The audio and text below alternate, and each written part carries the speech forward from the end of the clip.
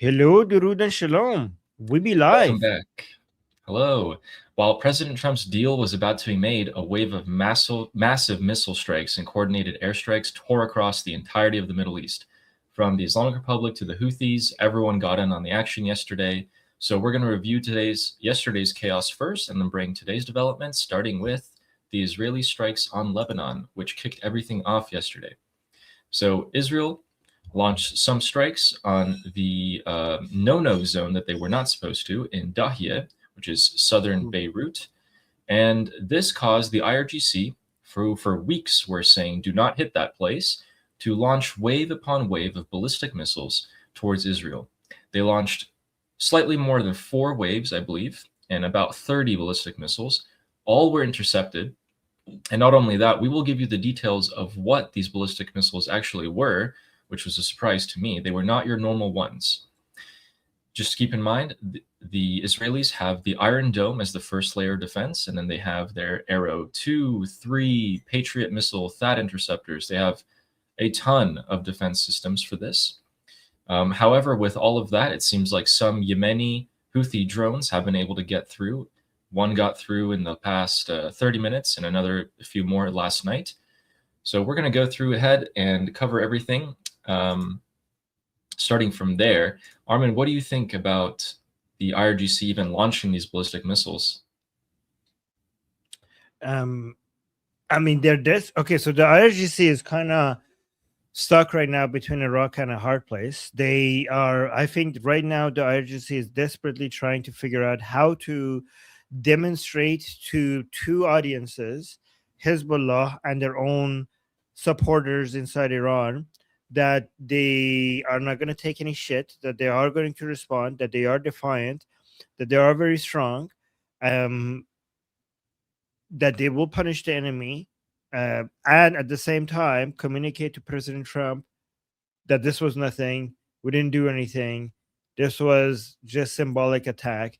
It's really hard, right? So how do you? I mean, it's actually easy to some regime followers, but it's difficult for other regime followers. I'm getting videos, by the way, Ali, from inside Iran. More regime followers are like, yeah, we're not going to be fooled by the Islamic Republic. We're not doing shit, right? This is really good. More and more. So if people don't notice, it's not like these people are wisening up now. There are some pro-regime analysts that consider the attacks by the Islamic Republic on Israel and the United States to be pathetically weak from the beginning. And the reason why they're speaking now is because they wait for it to become normal, like more normalized and less taboo to admit this. And they have been always waiting.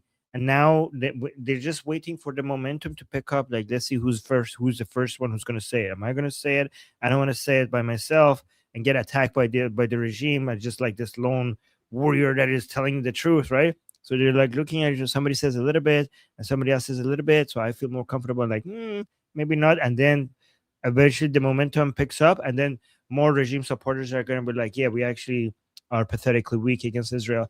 But right now we're seeing more and more voices. I actually have some examples of some people from the regime coming out and saying like, yeah, this is not good. So this is the pressure. This is, guys, we have to pay attention to the internal politics of the United States, Israel, and the internal politics of the Islamic Republic.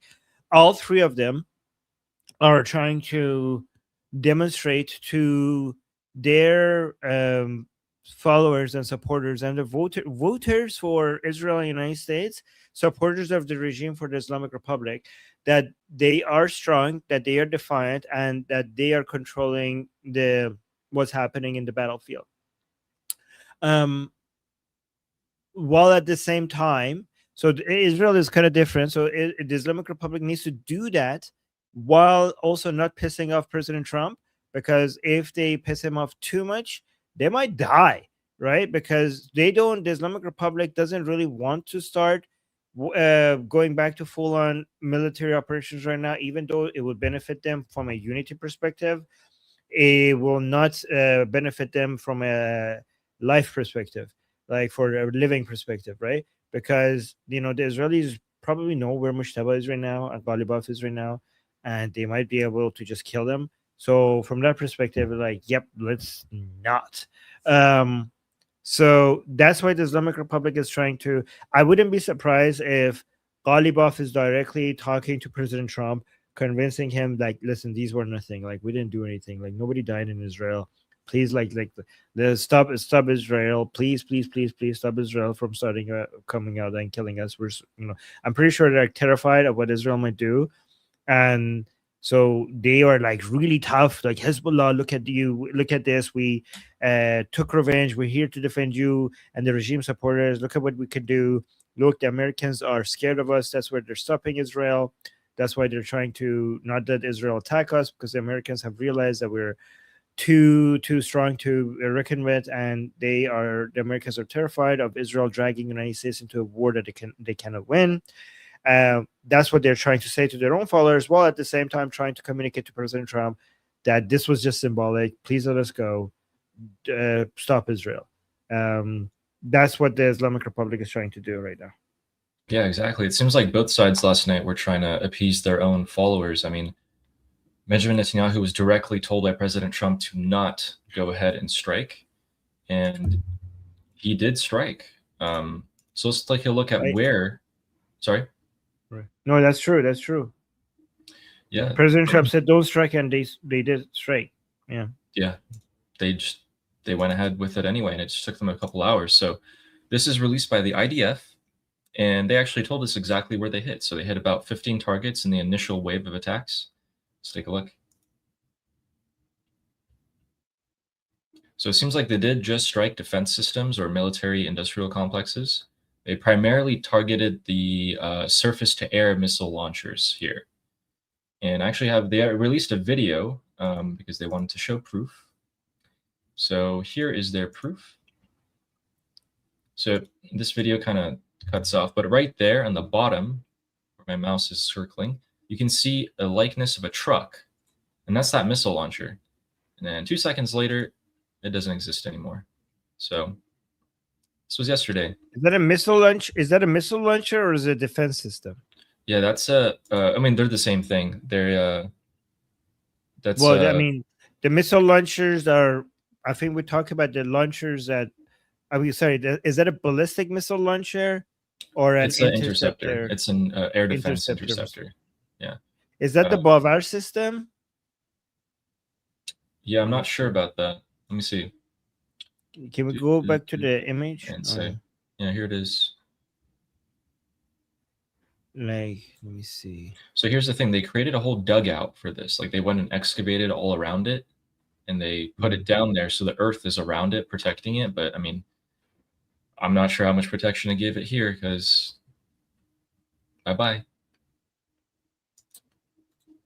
Can you go to the first video that you sent? Because the Bavar defense system is basically made by the Islamic Republic.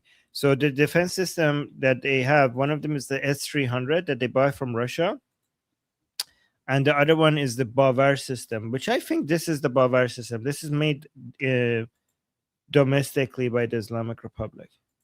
Guys, anybody knows if this is the Bavar system? I have some images of them, so I think it does look like it. It looks kind of old, so maybe. I mean, really? Because the Bavar system is newer. Maybe it's the camo. Oh yeah.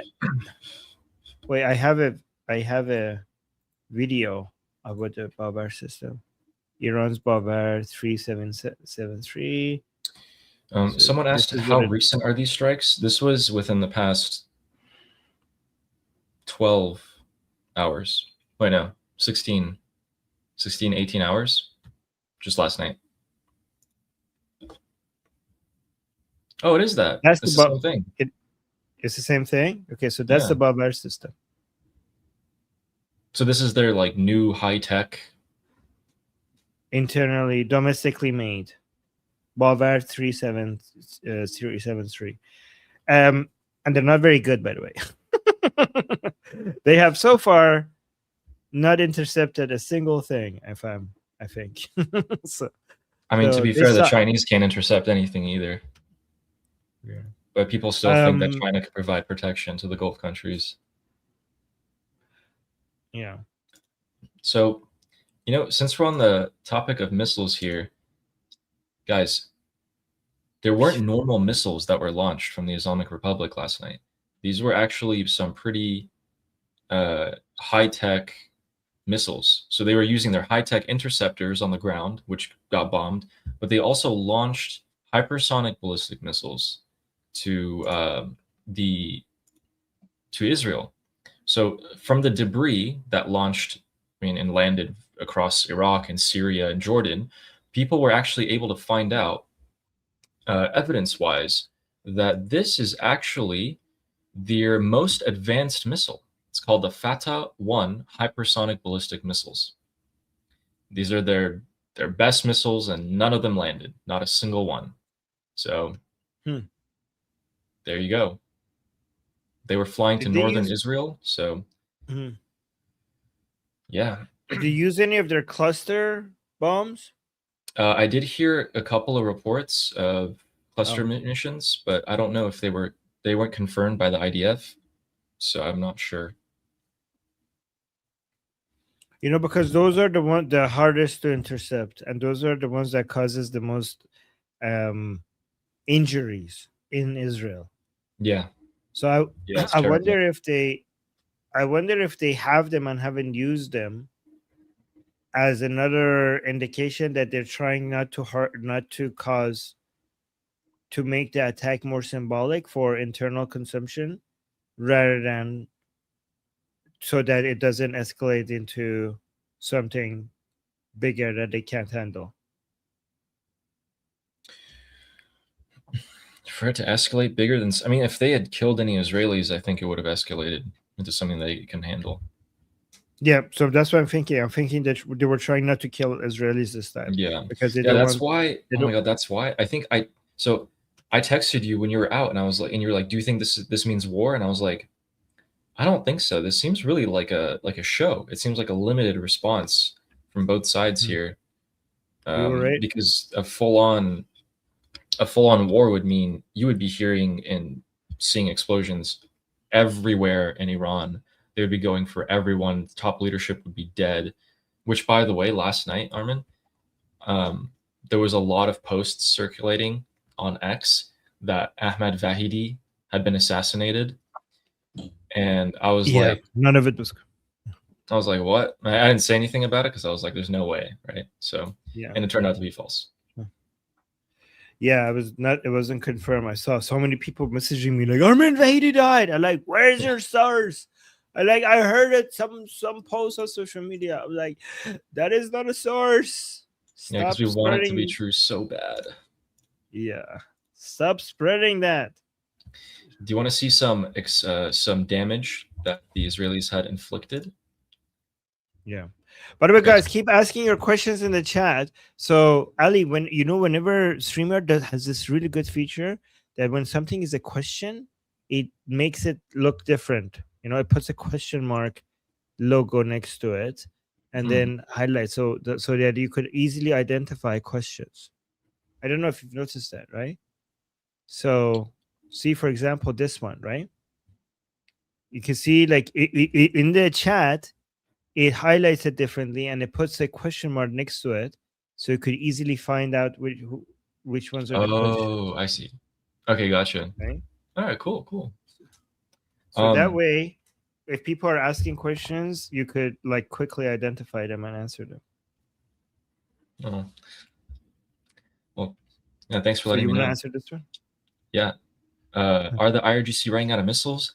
They have thousands left, which is 20% of what they originally had.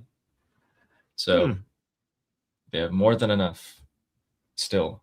Yeah. But remember, the whole thing that we were talking about before the war even started, before February 28th, was you can have as many bullets to a gun as you want, but if you only have one gun, you can only fire so many bullets, right? So actually, no, sorry, I don't have any guns.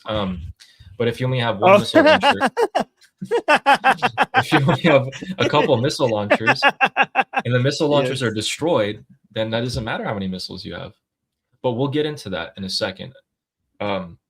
So if you take a look at this is exactly what you're talking about, whoever asked that question. I'm going to slowly go through here. Okay. Look. Boom. So this is the Kermanshah missile city, and it had some things above it, and they were all destroyed and taken out today. Well, yesterday. So there you go. They did this to a few different sites. As you can see, that black char is just fire. Like this thing was on fire for the whole night, and looks like it went out just today. And this was not the only missile city that they hit. Here's the problem. They went again and they hit these missile cities. They hit multiple different ones. But the IRGC actually has opened a lot of these tunnels in the past couple of months, and they've been moving the missile launchers out of the missile cities and hiding them in other places. We actually had evidence that they would hide them in just simple like farms, like barns and other such warehouses. They would just put them in there because it's just a truck, right? It's just a big truck. You can put it in a lot of different places. That's the problem. A lot of those missile launchers were moved, and we don't know where they are right now. I'm hoping that American and Israeli intelligence tracked them, even if it was in the dead of night, they still tracked it. But you can't track all of them. I mean, when it's when there's no moon in the sky and it's completely dark, we're not the only ones that can take advantage of that, right?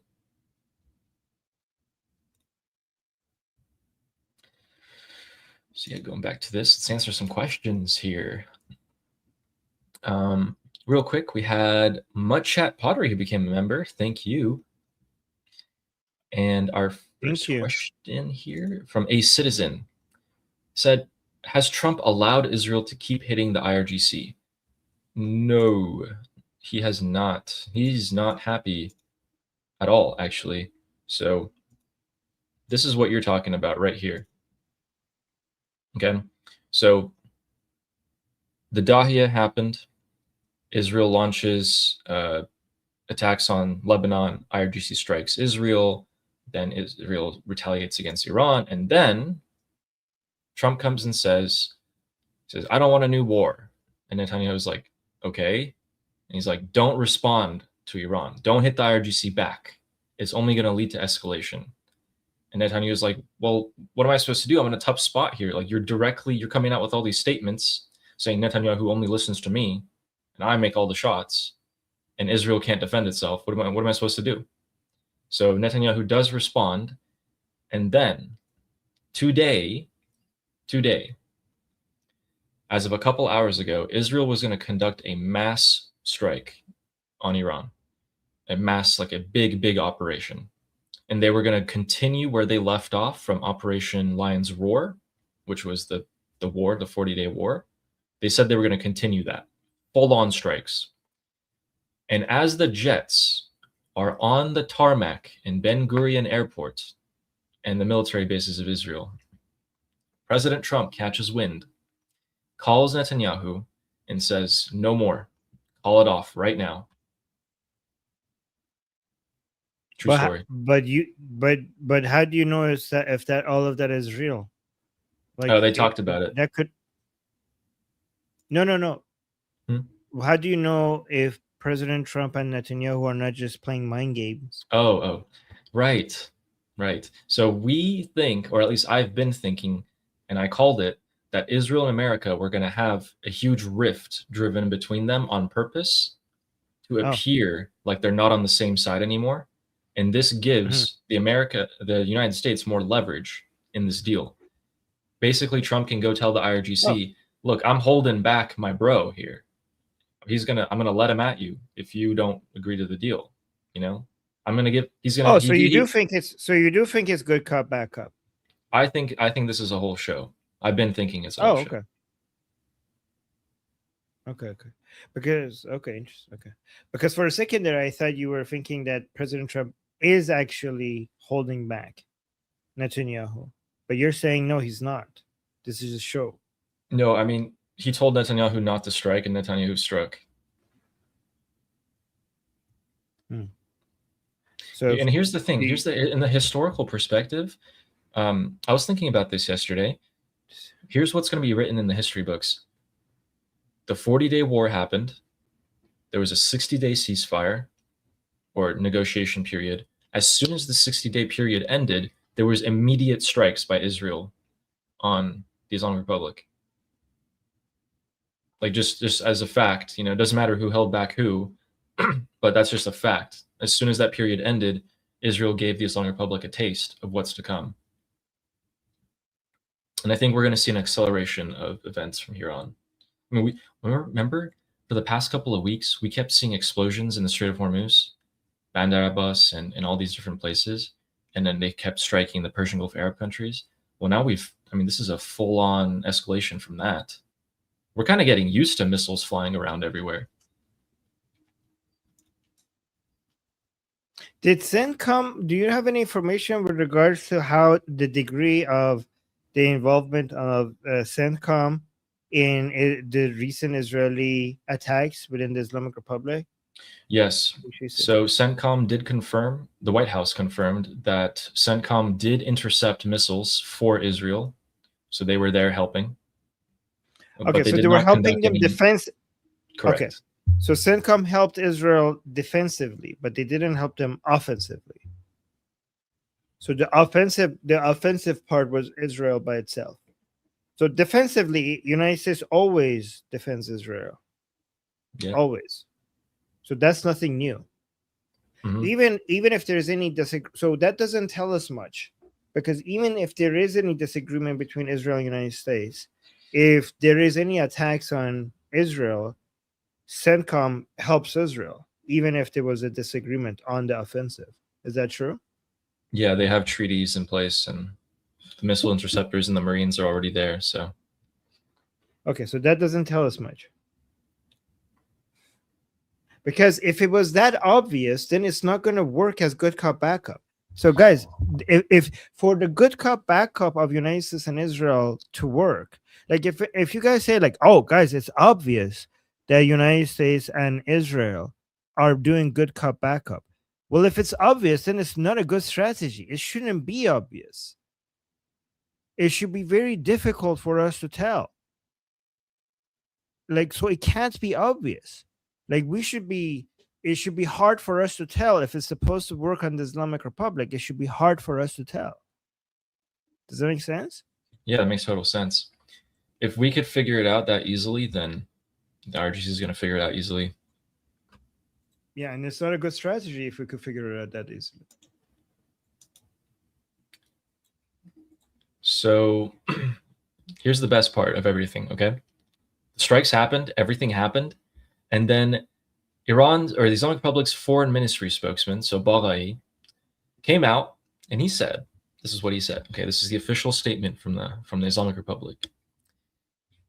Washington bears direct responsibility for the latest ceasefire violations. Israel's actions cannot be separated from Washington's policy. He also said that we will. Baghai came out and said that Israel's actions are not separate from Washington's policy. So America and Israel are one in this. And he directly said, word for word, he said that we will not be fooled by this act. Okay, so they think it. So the Islamic Republic thinks it's mind games. Then seems so. See, it's basically fool me once, fool me twice kind of situation. They're like, we've learned our lesson. These people are fucking with us. That's what they're saying. Yep, guys. So the foreign ministry of the Islamic Republic just said that yesterday or today, I guess. Sorry, the time's it's all mixed up together with me. So we need to drive a bigger wedge between Israel and the United States. So we're going to see more escalations. Trump's going to come out and say more things like Netanyahu just listens to me. I call the shots. And I mean, wow, Netanyahu's going to come under a lot of pressure. But the only way that he can get out of this pressure is by continuing to strike. So he's going to keep hitting Hezbollah in Lebanon. They might start hitting the Houthis and probably still hit the Islamic Republic. Because if he strikes Lebanon, IRGC is going to respond. So this cycle is just going to continue, which also drives the wedge between America and Israel. All Netanyahu has to do is just keep hitting Lebanon. If he hits Lebanon, that forces the IRGC to launch missiles, which forces him to respond in self-defense, which forces Trump to come out and say, what are you doing? What the F are you doing, Netanyahu? Wedge. Rift.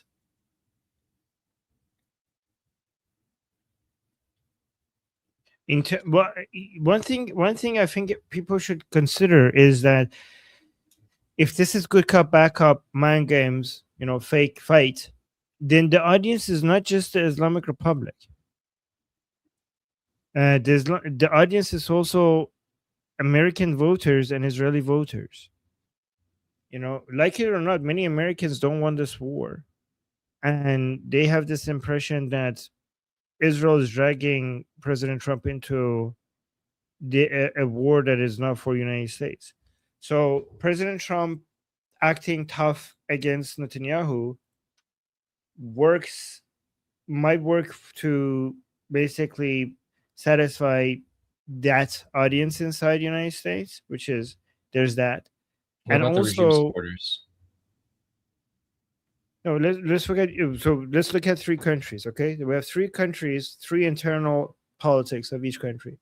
Trump needs to, even if he's supporting Prime Minister Netanyahu, he needs to show internally that we're making our own decisions and we're in full control, right? And it's not Israel that is dragging us into a war. Prime Minister Netanyahu is also dealing with its own election coming in very soon, November. And both of them are happening in November. A lot of Israelis are upset with Prime Minister Netanyahu, thinking that you don't have any control over your military, your own foreign policy, and President Trump is controlling us and not letting us defend ourselves. So he needs to demonstrate that no, Israel is making its own decisions and it's not being controlled by the United States. So both of these could be achieved by President Trump telling Bibi not to attack and Bibi attacking anyways. So they will achieve you're basically killing two birds with one stone by President Trump showing that I am pushing back against Bibi, and Bibi showing to its internal audience that I did attack anyways, and I'm not being controlled by Bibi. So both of them will, they could be completely aligned and working with each other and then achieving this internal politics objective at the same time, right? And the Islamic Republic is also dealing with its own internal politics, which basically meaning the minority regime supporters. They require a maximum response to Israel because of their attack on Hezbollah. And the Islamic Republic also has the internal politics of not wanting to die. So they have to figure out how to respond to Israel, making it look like it was very significant, but also make it not significant enough for it not to cause the end of the ceasefire. That's exactly what I think. Yeah. Is that the way that they're playing it is that, hey, they're forcing me. I have no choice. Right.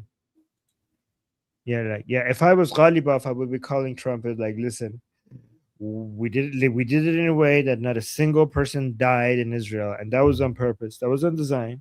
Okay, we didn't kill anybody, so we just have this. So the Ghalibaf is trying to convince President Trump that we have these Durka. I'm not Durka. These people are Durka, and my hands are tied. We need to give them something. Okay, so let me just do some symbolic missiles to Israel, and I promise that would be it. Okay. Can you hold Bibi back, please? So this is what Ghalibaf is trying to tell to Trump. And Trump has to play it so if this is all a game, Trump has to play it so so basically the same thing that the Islamic Republic is doing to Trump is trying to do to the Islamic Republic. Trump is like, listen, I want to work with you, but this Bibi, he's crazy. You have to give me something or else he's going to come for you. I can't really hold him back. And the Islamic Republic is also doing that to Trump. Listen, I want to do a deal with you. I want to give you all the enriched uranium. Okay. I want to give you all the enriched uranium and everything. But we have these crazy people back here. My hands are tied. So at the same time, right? So they're basically playing a game of chicken, and the best way to play the game of chicken is to act like your hands are tied, right?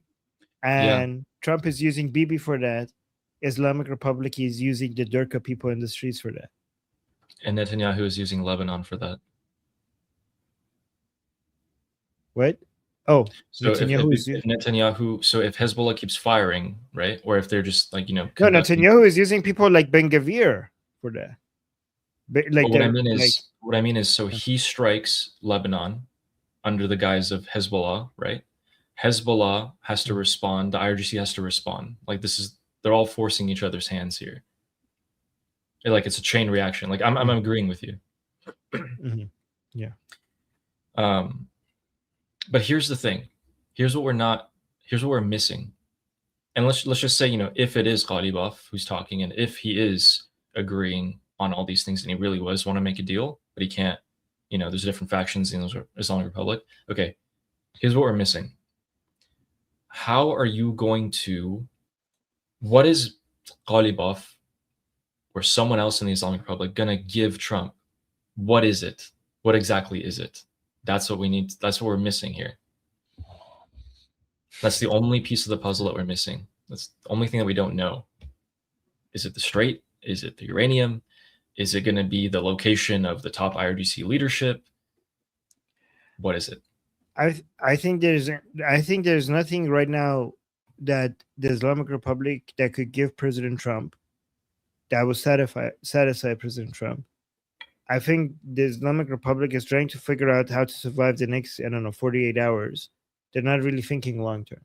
It is possible that Trump is just trying to give some false hope to the Islamic Republic and then come back to kinetic military operations after the midterms are over. So that's what I'm saying. That's exactly what I'm saying, except I don't think it'll take until the midterms, but who knows, it might. But I think we're going straight back to it. There is nothing that the Islamic Republic could give as a piece of collateral. Like, you guys know, when you go rent an apartment, right, you got to put something down just in case like something happens, so you have a skin in the game. What could the Islamic Republic give Trump that is like, they can give him words, right? That's it. And do you think Trump's going to just take their words and be like, okay, whatever you say? No, there's nothing that they can give him. There's nothing also that would stop them from in the future just waiting for Trump to leave and then doing it all over again.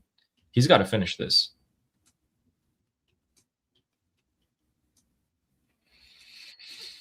Okay, I'm thinking we read a couple of super chats here. Yeah. And the first you one, know what? You made a good point. I had to write it down because I have so many ideas to make into short videos, and I don't get the chance to make them. But every time I think of a good, point, I was like, oh my god, I need to turn this into a short video. I'm gonna make the videos like short, like 1 minute short, so maybe I will have time to actually make them. Okay. All right, let's go through the super chats. Yeah. All right, got the first one from Boboism, who says, Israel, Bibi, and Trump. Yeah, I think they're still on the same page here, but you know what? I think Bibi's kind of getting the shorthand. He's getting like the unfavorable side of this partnership right now. So right. Yeah. And we got a question by InServer here. So whose question is, if Trump doesn't have any intention of regime change, how are we making this massive leap to a nuclear deal and then to a revolution? Any scenario you outlined involves... Okay, well, we'll just answer the question. From a nuclear deal leading to a revolution. Well, if you've been listening to us InServer, we've been saying that if the nuclear deal happens, which is all the uranium coming out of Iran, that means the United States has to personally go inside of the Islamic Republic, take the uranium out, and the Islamic Republic has to let them do it. What do you think is going to happen to the regime supporters here? Do you think they're going to like that?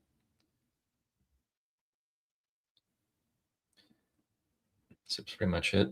And we have a new member from Susan. Thanks, Susan. Thank you, Susan. Thank you, Susan. Next one is from Sarah Ocean.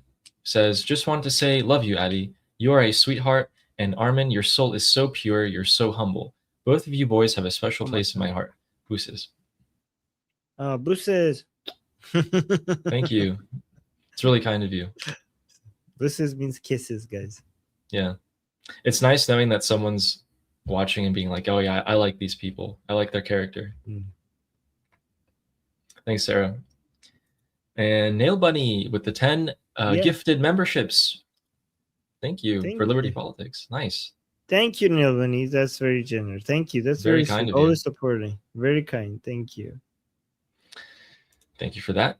And Boboism again, who says, Trump blames Bibi, quote unquote, blames. Trump and Bibi become stronger at home. Arabs are forced into Abraham Accords so they can get Israel's protection against IRGC. Mind game. Yeah, you know what? Familiar. Sounds a little familiar. Yeah, go on. Have we been saying that?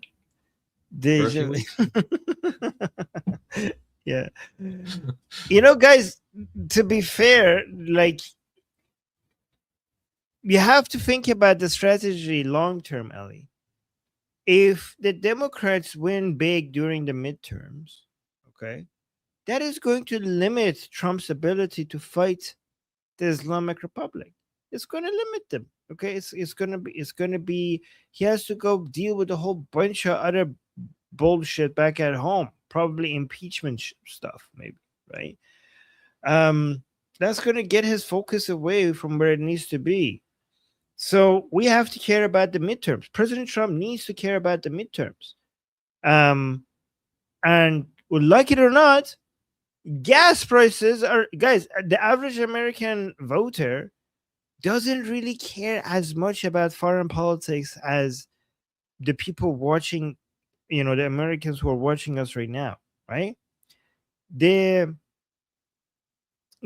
average American voter cares about affordability and purchasing power, right? And gas prices being high is not very good for that. It's not very good. Even if the economy in the US is soaring, which it is, the economy in the United States is like really, like, guys, like, did you see the job numbers? Here, let me tell you something about the average voter. If their salary goes up, and if they get better jobs, they take the credit. Like I did that. Okay. But when the prices go up, they blame the government. Right. So, you have to, gas prices especially is so visible at the pump. Other things, when you go at the pump and you see those high numbers, you're like, fuck, whoever is responsible for this, fuck you. Right. How can I punish whoever is responsible for this? Right. So President Trump makes sense to me if the plan is like, let's take a breather, let's just like calm down, because I need to make sure that I could continue to do what I want to do after the midterms. And guys, if the Democrats get the upper hand in US politics, then the Islamic Republic wins. The Islamic Republic wins when the Democrats win. Okay, that's the case. The Islamic Republic wins when the Democrats win. So, and the Democrats have a higher chance of winning. They have a higher chance of winning if, come the midterms, gas prices are high. So, if you want President Trump to support Prime Minister Netanyahu, maximum support for Prime Minister Netanyahu, then it's important to keep the Democrats out of this, right? So, just understand why President Trump has to deal with gas prices to make sure that after the midterms, he's not being limited by the Democrats to a huge degree. Like, does that make sense, Ellie? It makes sense. And also, remember when we looked at this? Guys, this is what Armin's talking about. In the short term, we're okay. We're not great. But in the long term, this is the trucking rates. This is the cost of transporting everything in America. Okay? Look at that graph. Look on the right. Everything's up. It is shot up in 2026, just through the moon. It's over double. Okay? That is going to drive the cost of everything you want to buy at the store up. How long can that stay? I don't know. By the way, I got a great compliment. Michelle is saying, that is quite insightful of you, Armin. Armin Navabi, full name. Considering you're not American. Well, thank you. Appreciate that. Well, there you go. There you go. And guys, by the way, guys, this is not binary. I saw somebody else saying like, "Oh, well, they're gonna lose anyway, so what's the point?" It's not binary. This is a spectrum. If you're winning by how much? If you're losing by how much? Okay, so this is a spectrum. So even if you're losing, it's better to lose by less. If you're winning, it's better to win by more. So it's still important. Also, I want to share a life philosophy, just one sentence, which I've always thought about. It's easy to look good when you're ahead, and it's easy to look bad when you're behind. Anyway, so we have the Africa Chica, the question here, who says, the more I watch, the more I'm convinced Trump is using the IRGC to beat the Arab states into submission. Yes. Literally, they're getting beaten. Part of his Board of Peace efforts and towards his replacing of the United Nations, partly anyway. Yeah, we've been saying that. So the more you have the IRGC hammer Kuwait and Bahrain and United Arab Emirates, the more the Arab states think, oh crap, like, okay, well, our agreement to have the United States protect us isn't enough anymore. We're getting hammered. So we need extra protection. Well, who's the only other person who can give us protection? It's not Russia or China. Promise you, they cannot do that. They like physically can't. They just can't. Israel can. So we got to make peace with Israel. And also, me, the United States, I'm not going to be here this entire time. I got to leave at some point. I want to go fight China in the Pacific and South America. I don't want to be here forever. I've been here for like 60 years. My own hemisphere. Yeah. Yes.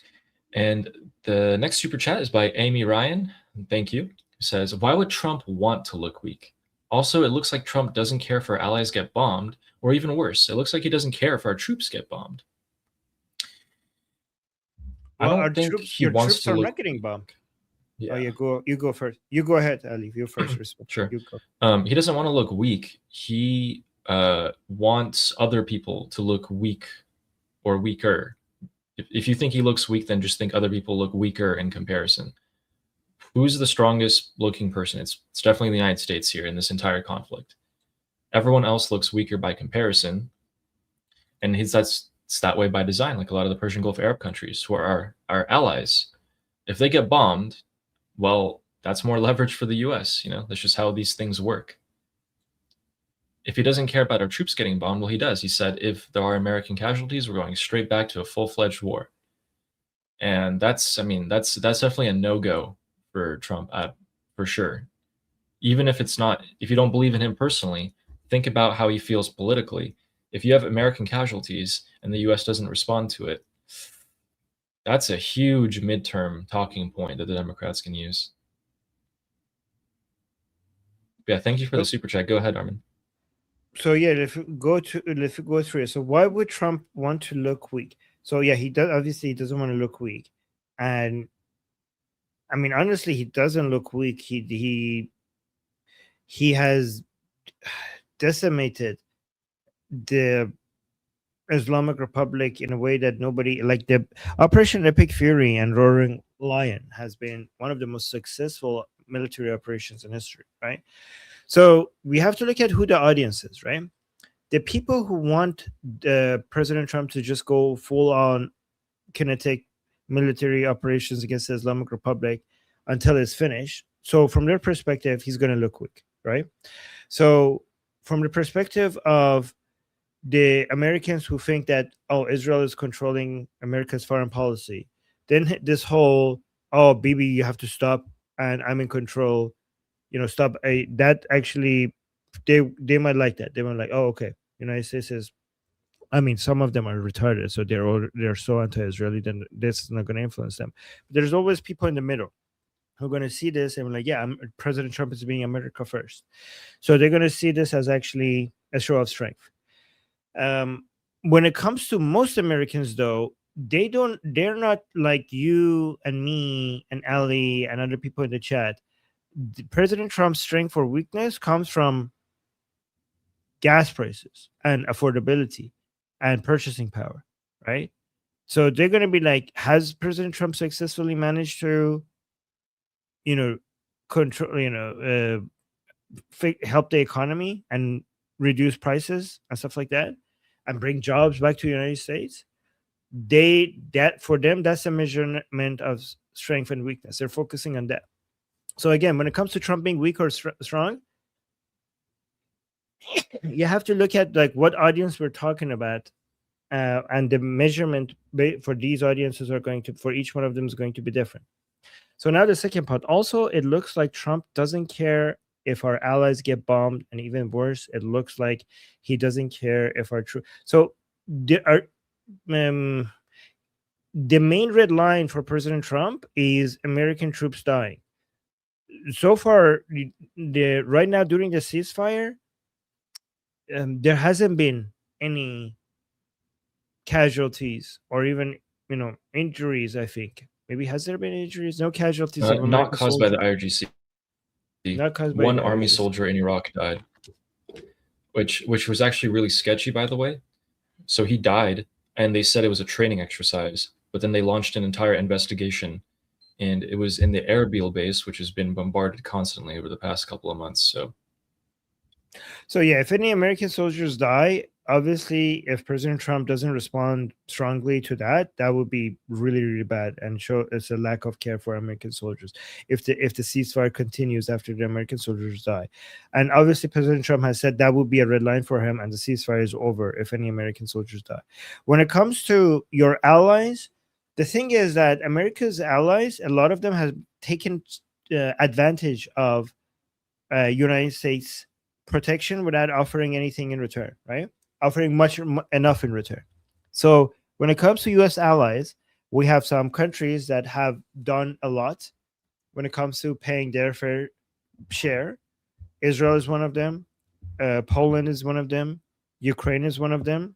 So these are model countries that you could refer to as countries that, yeah, they're doing a lot to defend themselves.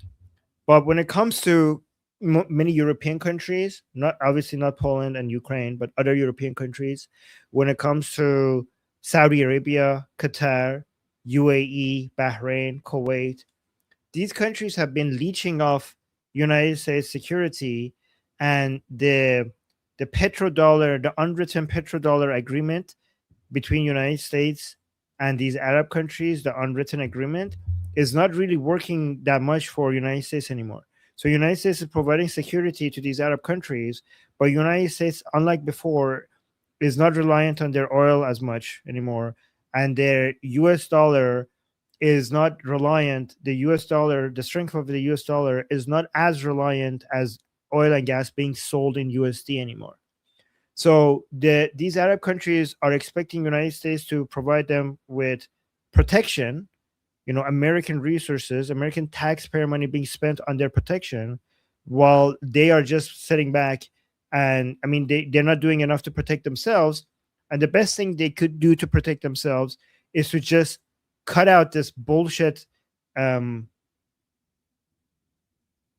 this fight that they have with Israel, and cut out the bullshit with the two-state solution, and just accept Israel as the hegemon, as the only security umbrella that they could, because for the United States, it makes a lot more sense for it to stop providing so much security globally for so many countries, because when the United States did that after World War II, these countries didn't have the ability to do a lot themselves, but their economies have grown, and instead of spending a lot of it on their military, because they're relying on the United States, they're spending the same money on, I don't know, free healthcare, free education, and their militaries are too small because they just know United States is there. This is unfair to every American taxpayer. This is so unfair to every American taxpayer.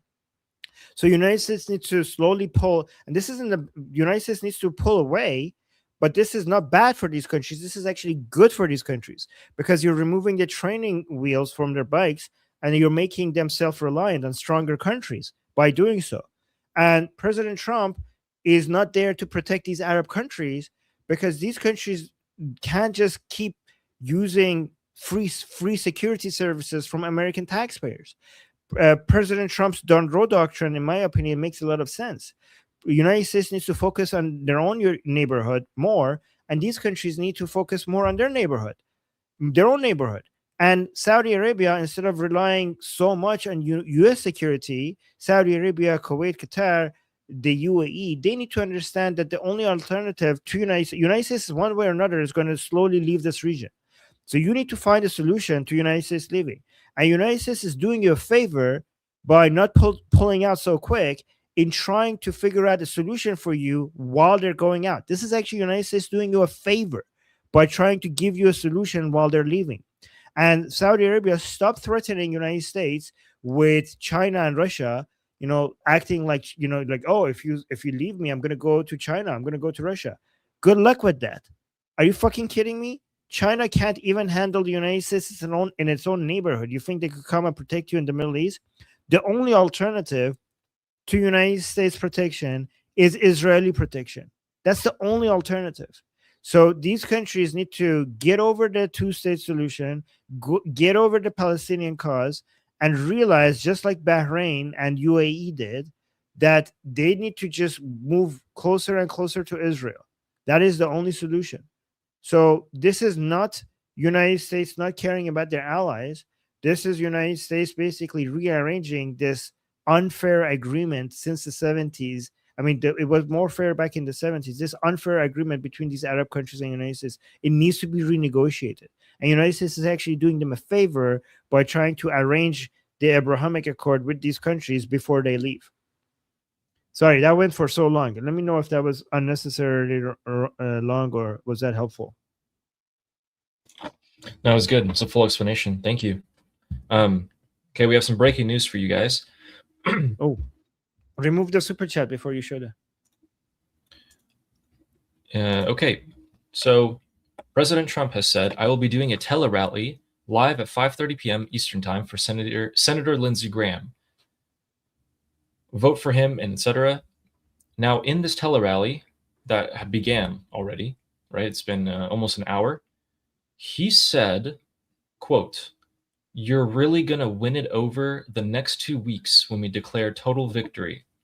It will be a total victory, and it will happen very soon." Wait, let me see this again. I will be doing a tele-rally live for Senator Lindsey Graham and South Carolina. I mean, that's really it. The rest of it is just whatever. But in this tele-rally, he said, he said, quote, listen to this. "You're really going to win it over the next 2 weeks when we declare total victory. It will be a total victory, and it will happen very soon." Do you have that quote? I have the quote from a person called Libby Dean, who is a White House correspondent here. President speaking on a telegram. 2 weeks. It's kind of bold. I mean, he's been saying some similar things, but to come out on a not this tele-rally bold. now. This is boldest one, yeah. This is the boldest one. Great find, Ali. Look at this, Ali. This has only 8 likes, and you still found it. That's a pretty good. You're really good at this. Can you send that to me? Yeah, of course. Guys, we're so lucky to have Ali looking. No, please. For these things. I feel bad when I get compliments. Ali, guys, everybody compliment Ali. It's making him uncomfortable. That's his weakness. So, guys, keep complimenting Ali. He doesn't like it. If you guys make me feel uncomfortable, I'm going to make you feel uncomfortable. Oh, no. Okay. Is that a threat? Oh, no. People are starting to do it. All right. You guys called for it. Well, I didn't want to do this to you. Oh, no. Oh, no. I know what this is. I didn't want to do this to you guys, but. Oh, no. So the Islamic Republic national team, okay, someone on the Islamic Republic national team is a pedophile. It's not a national team. It's a state team. It's not a national team. The Islamic Republic team. Yeah. The Islamic Republic team are pedophiles. Surprise. And they let this guy on the team. Read the title. Yeah. All right. So the Daily Mail has reported that an international footballer tries to lure a 14-year-old British girl for a cuddle behind a hedge during her family's holiday at a luxury Turkish hotel. Ooh, I don't know which one it was, but let's look at this And guys, disgusting clip. they're kissing. This is the soccer team. They're kissing the Quran.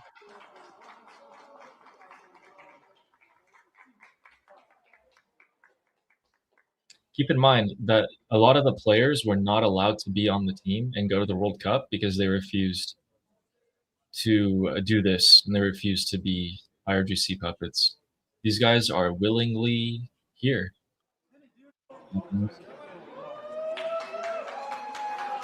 And quite frankly, I hope they get knocked out as soon as possible. Anyway, screw those guys. Yeah, that's what you guys get. Wow. Somebody saying here. Yeah, someone say I'm not uncomfortable. I'm bloodthirsty. You see. Okay. It's gross. Wait, what's going on here? All right, let's go through the. Okay. All right. So in other breaking news today, the United States CENTCOM Navy has disabled another tanker today. And let's take a look where that happened. So that has happened somewhere around here. It looks like they were trying to enter the Persian Gulf. And so let's begin with CENTCOM statement. And I have some juicy footage. So basically, this was a Palau flagged tanker, and it was in the Gulf of Oman going towards Iran. So it was empty, and it was going to load up, presumably at Karg Island. So an FA-18 Super Hornet took off from the USS Abe Lincoln, fired a rocket right into the engine room, and stopped the ship. And so you might be wondering, wow, right? Super exciting. Well, I'll make it super exciting, because look at this. This is the tanker. And it looks like the crew came onto the other side of the ship. And we can see here, not only is the engine room full of fire, but also, hey, there's a destroyer right there, just coming in to check if everything's okay. Oh, hi. Oh, hello. Oh, hi. Who's that? So you guys need help? Okay. Wait. Show that again. That's pretty funny. That's pretty cool. Like, where did that come from? It's like a scary movie. Like, if you see these two guys, these three guys on the left, they're just like, man, what do we do now? And then the answer is that the United States Navy will come and save you. There it is. You know how in scary movies, like the camera moves for a second, all of a sudden you see like a dead girl, like looking, and they like the person is not seeing it, but it's in the background. Just for a second, that thing is in the background. It's kind of like that. I don't know. This is the funniest part of this is just how, like, if you guys pay attention to how he pans it over and back, just look at this. Like, he did this. Oh no! It's like he did this. No. You know what he's saying? He's like, if we don't look at it, it's not there. If we don't look at it, it's not there. Oh man, it's a jump scare. Yeah, it's a jump scare. Yeah. This is the greatest part about the internet. Happy thoughts. It's not yeah. Right.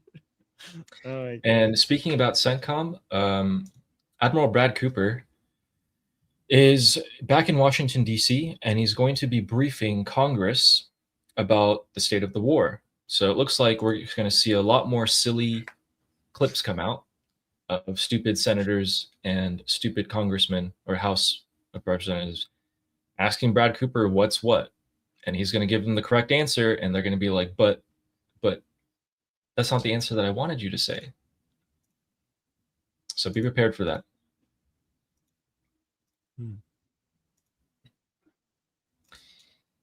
So, oh no, what's going on? Okay.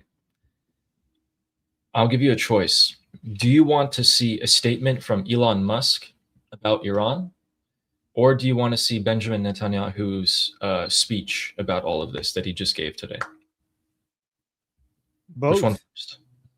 Oh, Netanyahu. Okay.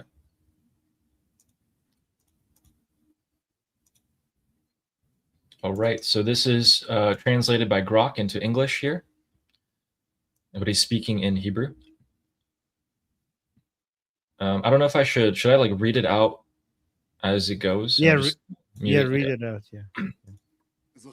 Dear citizens of Israel, a year ago, we launched a historic preemptive strike against Iran's intention to destroy us with an atomic bomb. We thwarted this immediate threat. We also eliminated the tyrant, Khamenei. If we had not acted in time and with overwhelming force, we would not be here today. And I pledge again, Iran will not have nuclear weapons. With that same determination, we acted against Hezbollah as well. Hezbollah planned to invade the Galilee with thousands of terrorists, and at the same time, it planned to devastate Israel's cities with 150,000 missiles and rockets. We thwarted this threat as well, and we eliminated Nasrallah. And I would like to tell you that our heroic fighters are tearing Hezbollah to pieces. We continue to destroy all of their terror infrastructure in the security zone, including massive underground facilities in the Beaufort Ridge. So massive that they are unlike anything I have ever seen. Iran and Hezbollah are weaker than ever, and we are stronger than ever. But our battle against them is still not finished.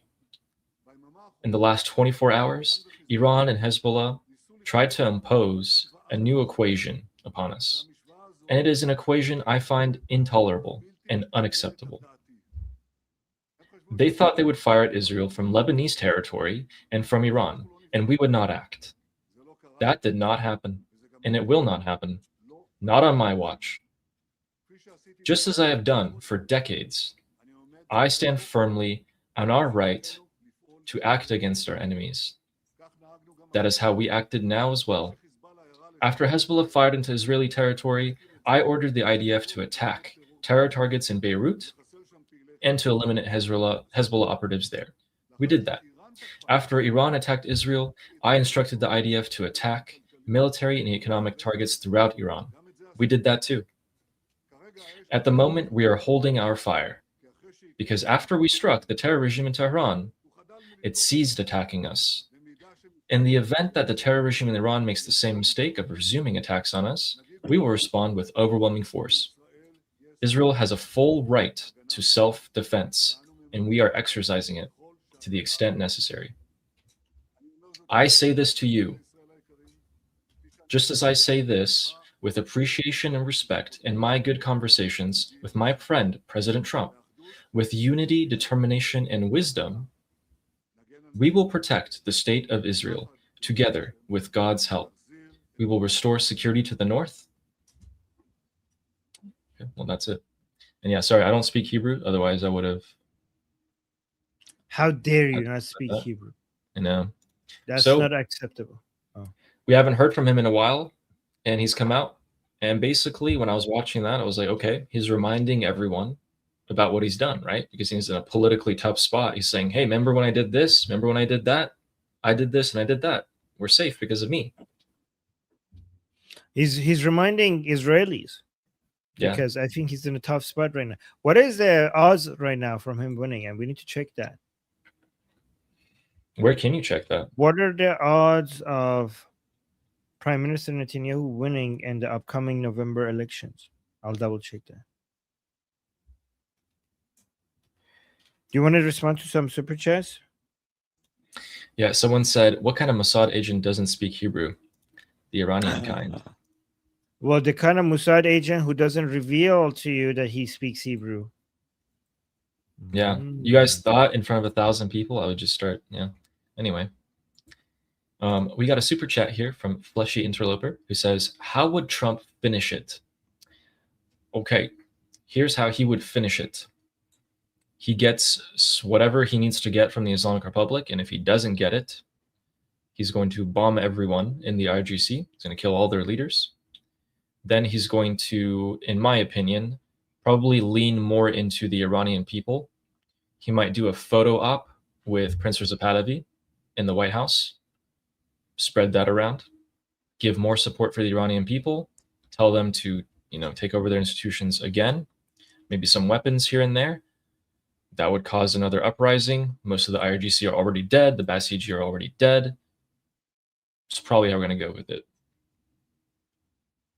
I think I think the people. Okay, here's the thing. I don't think Trump would finish it. I think the Iranian people would finish it. Exactly. I think Trump. Yeah. Basically, what Trump could do is weaken the Islamic Republic to the point where it becomes an easier job for the Iranian people to finish it. Yeah. That's what I think. That's the general thing of what I think is going to happen. And Saber Coaching with the super chat who says, I think Trump is worried about the IRGC overloading Bushehr once troops enter Iran from the south. Airstrikes are pointless without feet on the ground. Well, you're assuming that he's going to launch an invasion of the Persian Gulf from the south, which I don't know if that's going to happen because the USS Boxer is still in Singapore. But airstrikes, you're right, are pointless without feet on the ground when it comes to toppling the regime. So that's why the Iranian people are the boots on the ground. You have to support them. Okay. Like the U.S. troops are not going to come and land in the southern side of the Persian Gulf and then like the regime is going to fall. It's never going to happen. Wait, let me go quickly to here. Let's remove this. And okay, so Polymarket has Netanyahu's chances. So who will be the next prime minister of Israel after the next election? Netanyahu, 35%. This guy, I think this guy's former IDF, right? Gadi Aizen, I don't know how to pronounce his name. 29%. Naftali Bennett, 27%. All right, so nobody is above 50%. Let me see. Which color is Netanyahu? Is he the light blue? Yes, light blue is Netanyahu. Could you zoom in a little bit on the graph? I don't know if I can. Oh yeah, I can. But it's okay, so it looks like weird. Between March and April, his odds dropped a ton. Yeah. So the ceasefire, basically. So let me see. Interesting. So right now, so his chances of winning is low to moderate, apparently. Currently around 30 to 40%. So this is a tough situation for. I mean, to be fair to Netanyahu, he's the people. Every time he almost looked like his political career is over, somehow he has always managed to find a way to just bounce back. But this time that this is a very uphill battle for him, and it's very uncertain right now. So it's very tough. Yeah, but anyways, let's go back to the super chats. All right, we have a super chat from Boboism again. Thank you. He says Western Europe is Islamized. Yes, but it's not over until it's over. Keep fighting. It could be un-Islamized. Okay, it's not Islamized to the point of no return. We shouldn't give up on Western Europe. We should keep fighting. We should keep fighting for these countries. We should try to reclaim Western Europe. Yeah. Thanks, Boboism. Thank you. And we have a super chat here from John. این آخرین بار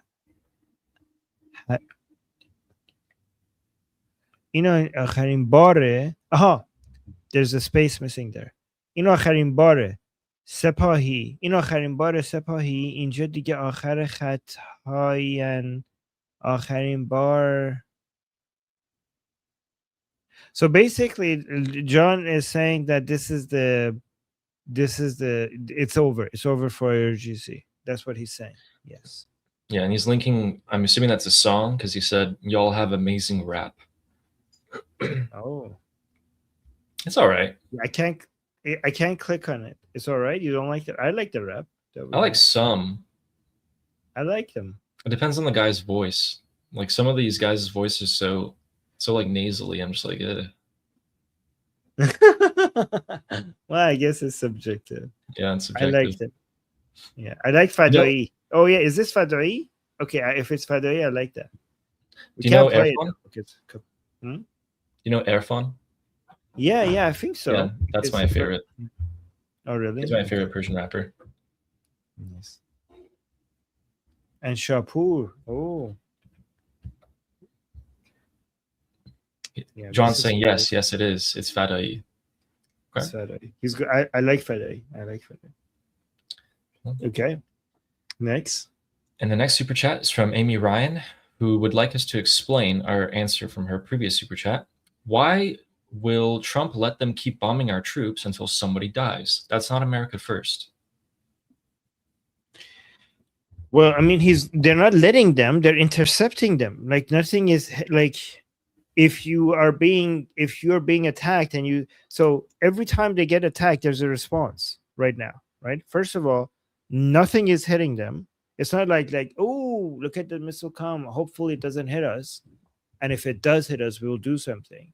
Right now, what's happening is that every missile, every drone at the American ships in the Persian Gulf is being very effectively intercepted in a way that no other country can intercept them. So, United States is protecting its soldiers in the Persian Gulf in a way that no other country on earth is able to protect its soldiers, right? The reason why they're not dying is because United States is effectively protecting them. It's not like they're letting it up to chance, right? And also every single time, even if they're unsuccessful, United States is responding. Look at what's happening in Qesh, in Khark Island, in some other areas around the southern.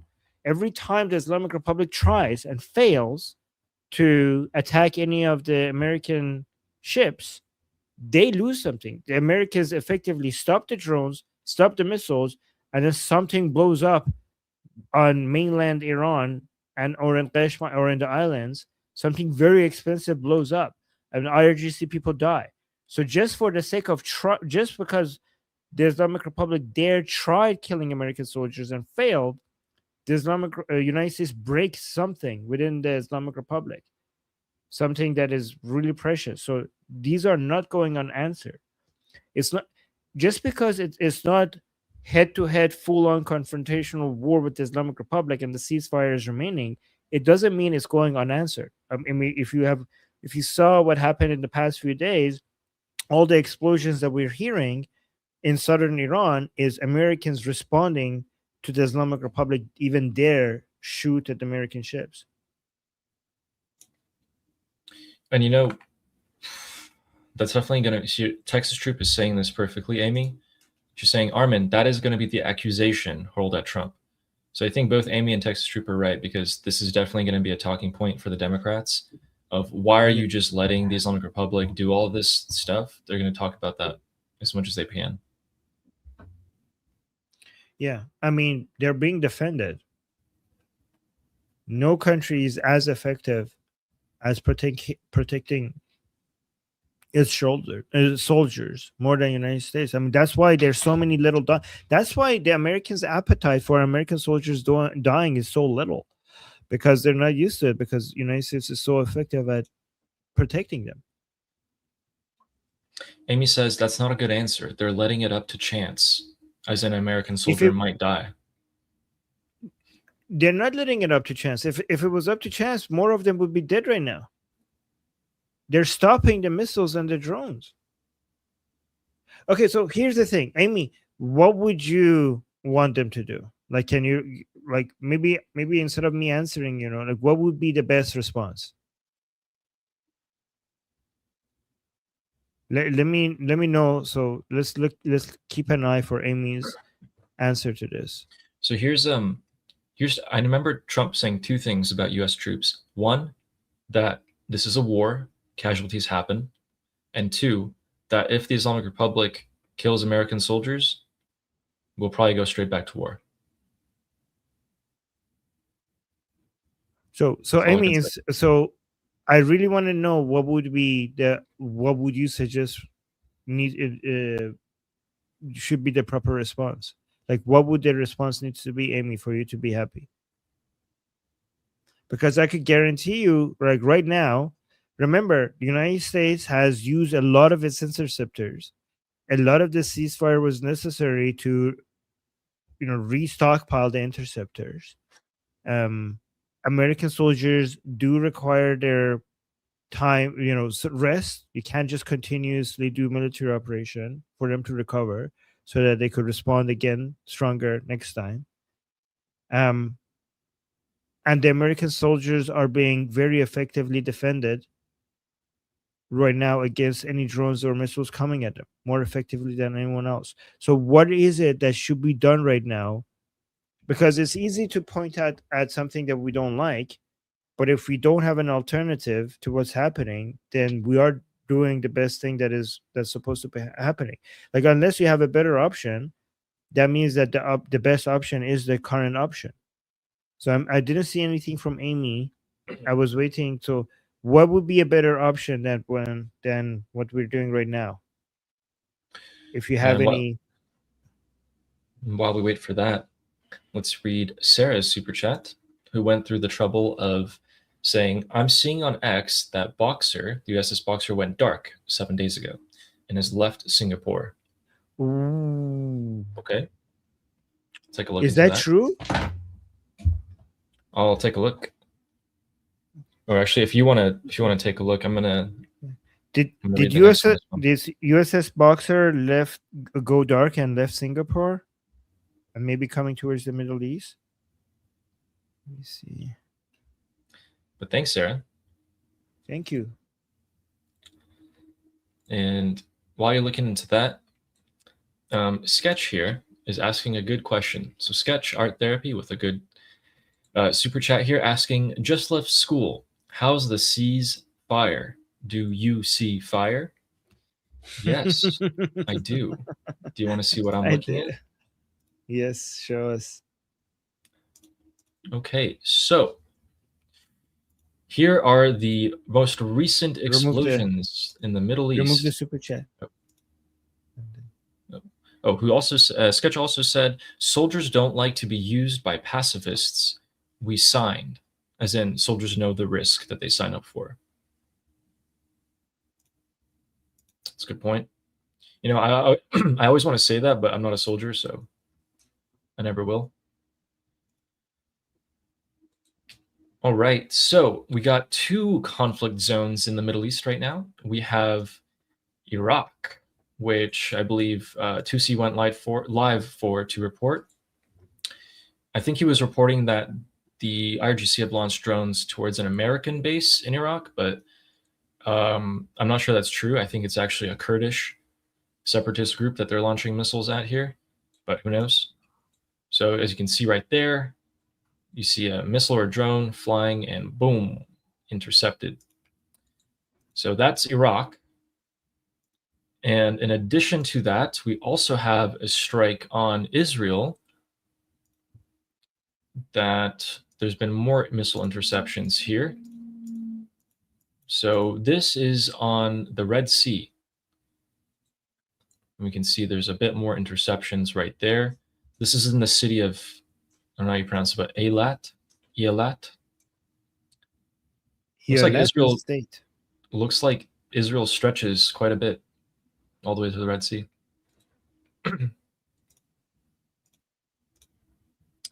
And another angle of the same thing. So yeah, so this is an interceptor from the Israeli Navy in Eilat in the Red Sea of southern Israel. This is a Houthi launched missile here. So we can see the interceptor taken off and streaking across the sky. It'll take a few more seconds to reach its target there, but we'll see an explosion right around. Boom.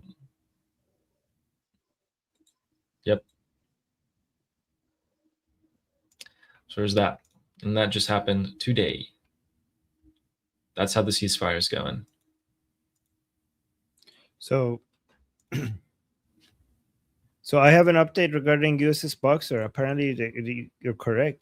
So they did leave Singapore, officially departed on May 30th after a maintenance and resupply stop. They did went dark. It turned off its public tracking, AIS. This is standard military protocol. OPSEC for naval vessels moving through sensitive areas. And is it heading towards the Middle East? So nope, this was widely reported, but the Navy officially changed its mission. So current location, it pivoted to the Pacific and is currently operating in the South China Sea, focusing on regional surveillance and deterrence. So bad news is apparently no, it didn't move towards the Middle East. Okay. So no, it's not going. Yeah. Well, not yet, apparently, at least.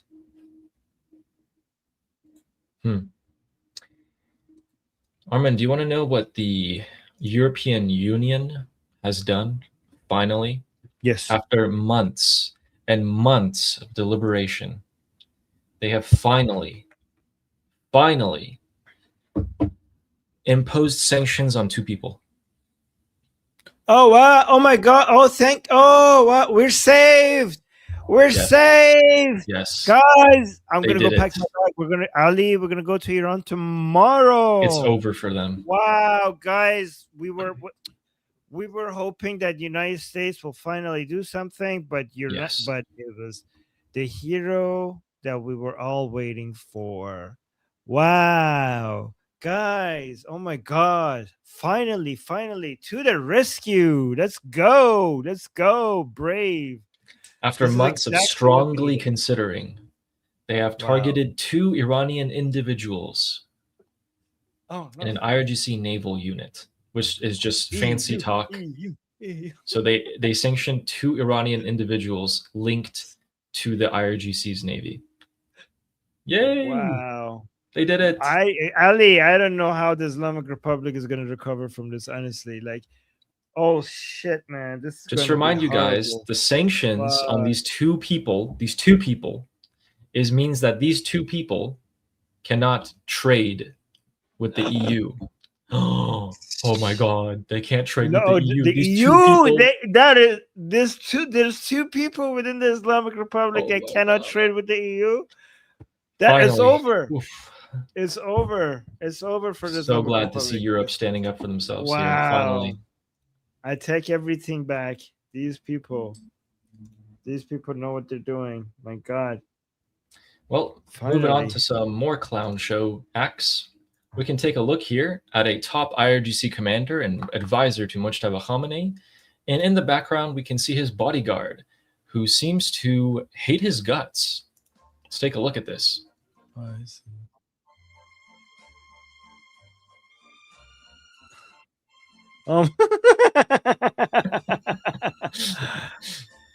He's like, why did I sign up for this, man? I think he's afraid of dying. I think like he doesn't. Oh my God. Yeah. He's just like, oh man. Oh no. Why am I here? Why did they give me this position? What life decisions have I made that has gotten me to this point? And moving along the clown list, we arrive at the Lebanese government, who you might think has done something for once. Look what they did. The Lebanese government has imposed a full ban on all IRGC activities inside Lebanese territory. Security forces of Lebanon are to hunt down, arrest, and deport any IRGC members found operating there. Do you know what we call this? We call this just words. Wait, you're telling me the Lebanese government is more aggressive against the Islamic Republic than the entirety of the EU? Yes. Okay. But they have less power to do so. Yeah. This is, guys, by the way, guys, this is unprecedented. Like, I don't know if you guys understand how historic this is. What you just heard just a little while ago was the taboo to even consider as an option from Lebanese government. This is the Islamic Republic losing major territory. And this is so good for Israel. Guys, think about like people who are upset with Netanyahu in Israel. Like, I want you guys to understand that you have a buffer zone now between Israel and Hamas, a buffer zone between Israel and Syria, a buffer zone between Israel and Hezbollah, and Syria. Assad has fallen. Lebanese government is becoming more pro-Israeli and anti-Hezbollah every single second. And this is like, I know things are difficult, but Israelis are moving closer and closer to final complete security at a rapid pace. So this is good. And then going back to what Elon Musk, the statement by Elon Musk here. So he said something about the Strait of Hormuz. So this is Elon Musk's account saying, Straits of Hormuz are named after Ahura Mazda from Zoroastrianism, which if you guys didn't know, which is the first monotheistic religion in the world, created by Persians. And Kurds and all people from Iran. But Yes. this is amazing. Why is he saying that? Thank you, Elon. It was 11 p.m. last night, and he said this. So drop a like on that. So Elon is thinking of us. Hi, Elon. Yeah. Drop a like. Thank you for bringing attention to this matter. Yeah, of course. And since we're already in the Strait of Hormuz, I thought I might go ahead and show you guys a excellent destination spot here. So if many of you may be thinking about where should I go in my retirement? Where can I possibly visit? Well, you should visit none other than the Strait of Hormuz. And in fact, we have a perfect resort waiting for you guys right here. What is this? Where when you open the door, you are met with this fantastic scene. Please go as soon as possible because it seems like these ships will be gone at some point in the future. But before then, you will be able to see all these oil tankers stuck. No way! Oh my god, this is amazing. You know what? I would want to stay at this hotel. That is historic. That is a historic view. So if you guys would like to go on Poly Market, I would suggest bringing some binoculars and checking to see how many ships pass through the Strait of Hormuz every day, and you can bet on that. Oh, hey, YouTube, this is not financial advice. Right, in game. No, just check with your financial advisor or whatever. Right, but yeah, but yep. Oh my god, do your own research. But yeah, that's amazing. Yeah, you could do your own research by staying there and basically having access to information other people don't. That's pretty cool. Yeah. What a view. I thought that was pretty cool. I know, right? Yeah, that's true. So let's finish that segment off with a Basiji in Iran. And we'll translate his words for you guys here. They're quite funny.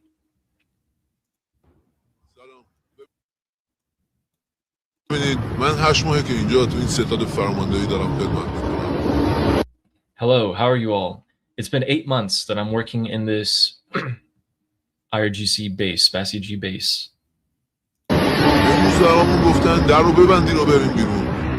They told us today to close the doors and evacuate. But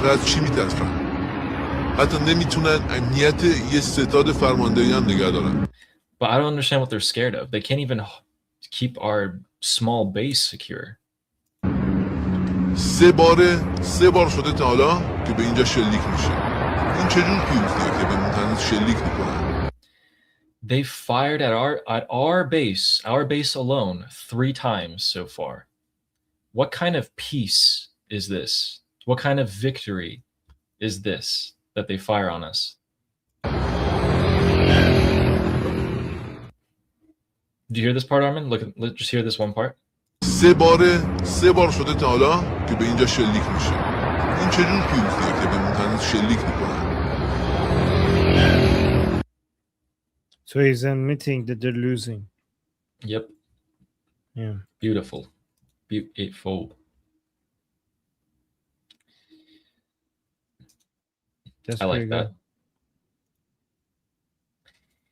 Did you guys know that today a plane from the United Arab Emirates landed in Tehran for 1 hour and then came straight back to Abu Dhabi? Ooh. What could that mean? Why would the Emiratis want to be talking to the IRGC at this moment? Wow, that is interesting. What is happening? So basically, a Boeing 737 belonging to the Royal Jet airline of the UAE, which is always used by senior government officials, landed in Tehran for 1 hour before going straight back to Abu Dhabi. Whoa. Did they come and say, hey, we're not going to let America use our airspace, or we're not going to strike you guys again, or don't hit us?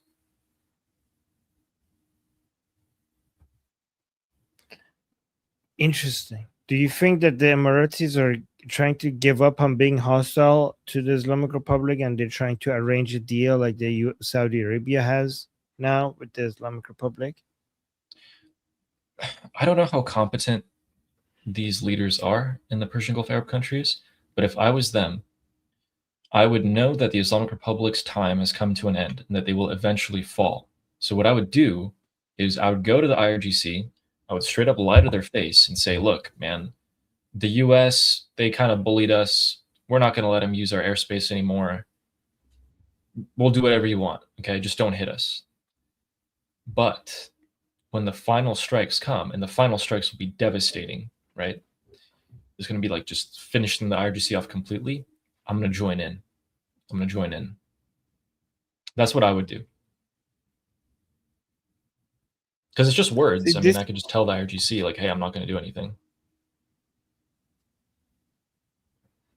I think maybe it is possible that the Arab countries around the Persian Gulf are realizing that Trump is just not going to defend them as much as they want to, and they were hoping that, and now they're going back to the Islamic Republic and just saying, like, can we just stop this? Like, what can we do to stop this? Because Saudi Arabia successfully. So, guys, I don't know if you know this. Saudi Arabia had a secret deal with the Islamic Republic to get ahead less. And that's why this time around, the Saudis were not attacked as much. And the UAE might want a similar arrangement. Some people are saying, Sarah's saying dropped off cash. Your crazy uncle UAE is saying not pulled someone out. Oh, pull someone out, yeah. You got some different theories here. Yeah.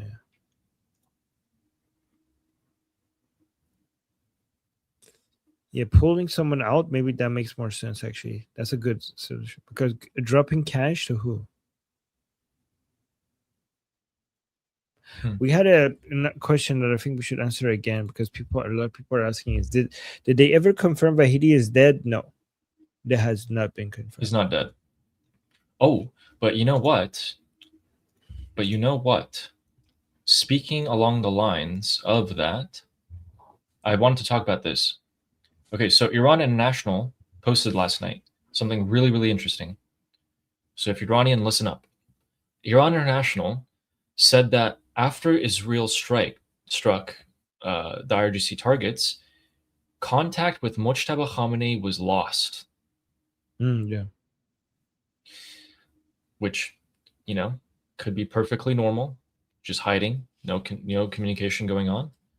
But what if, I'm going to play devil's advocate, what if Mojtaba Khamenei is actually communicating via couriers or someone actually important, like as a middleman, and that middleman, but most likely just, he's just holding himself up, making himself hard to find.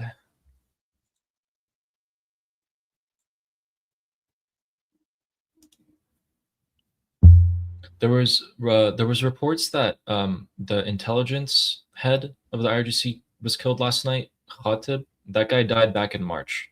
So in case you guys read that as well, he's already been dead for a while. Texas Trooper saying they lost the cardboard. Yes. Honestly, I think that it doesn't really matter. So I do think that the IRGC is making its own decisions right now, separately from the Supreme Leadership Office. Definitely. Yeah. Yeah. Definitely. There's some destruction of a missile city that I can show you guys, the largest one in Iran. And where else can I show you? Oh, Guys, we never got ask to talk us- about this. Guys, ask us any questions you have about the current situation, Trump, Netanyahu, Islamic Republic.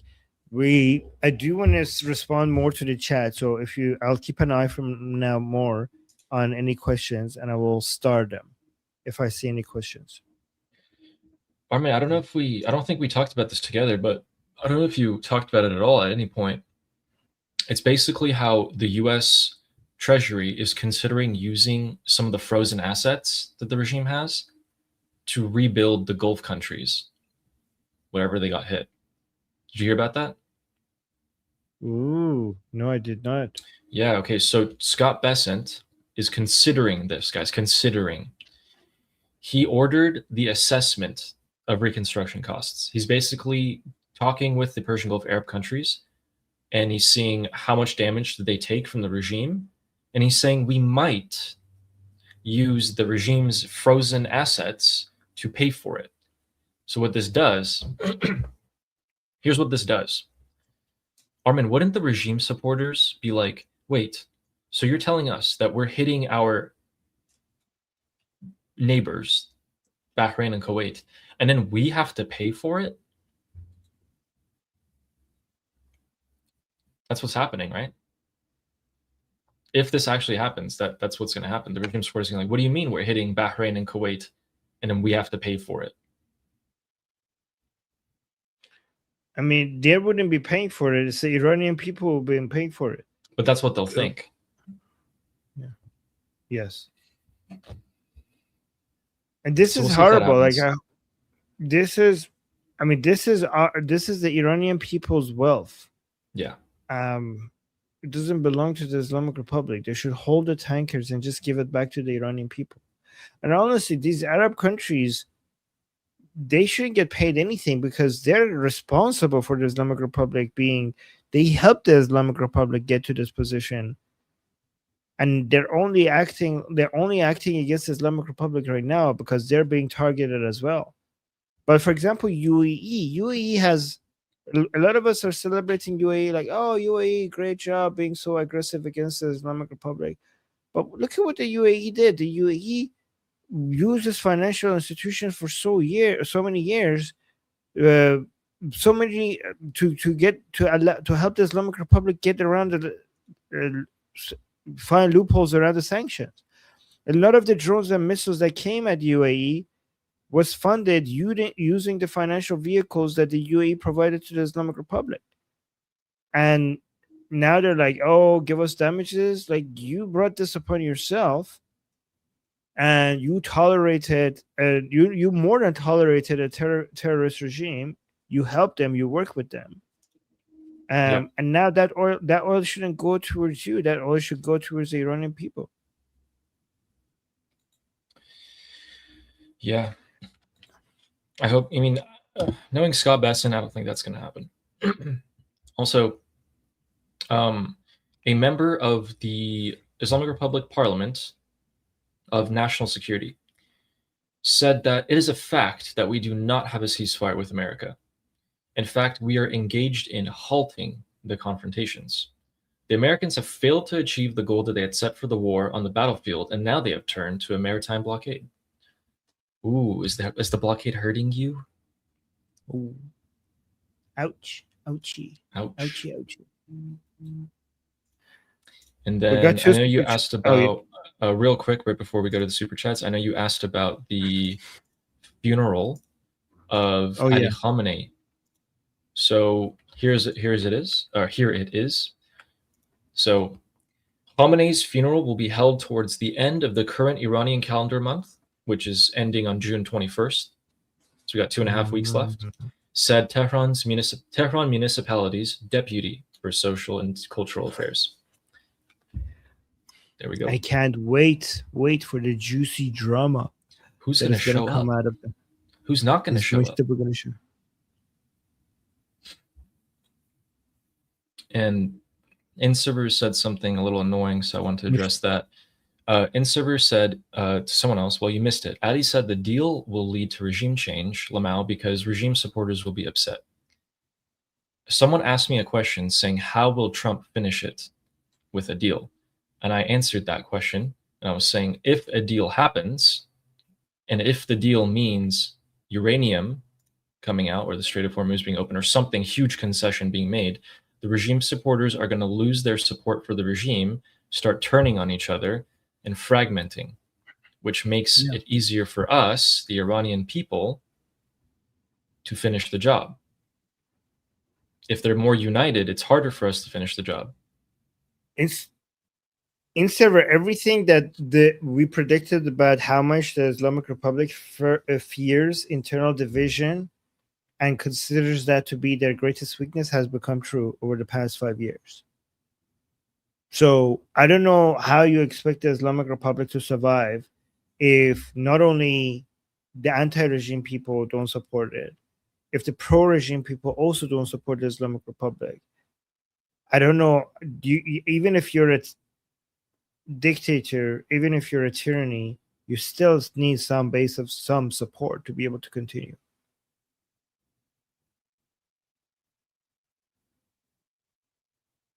You're muted.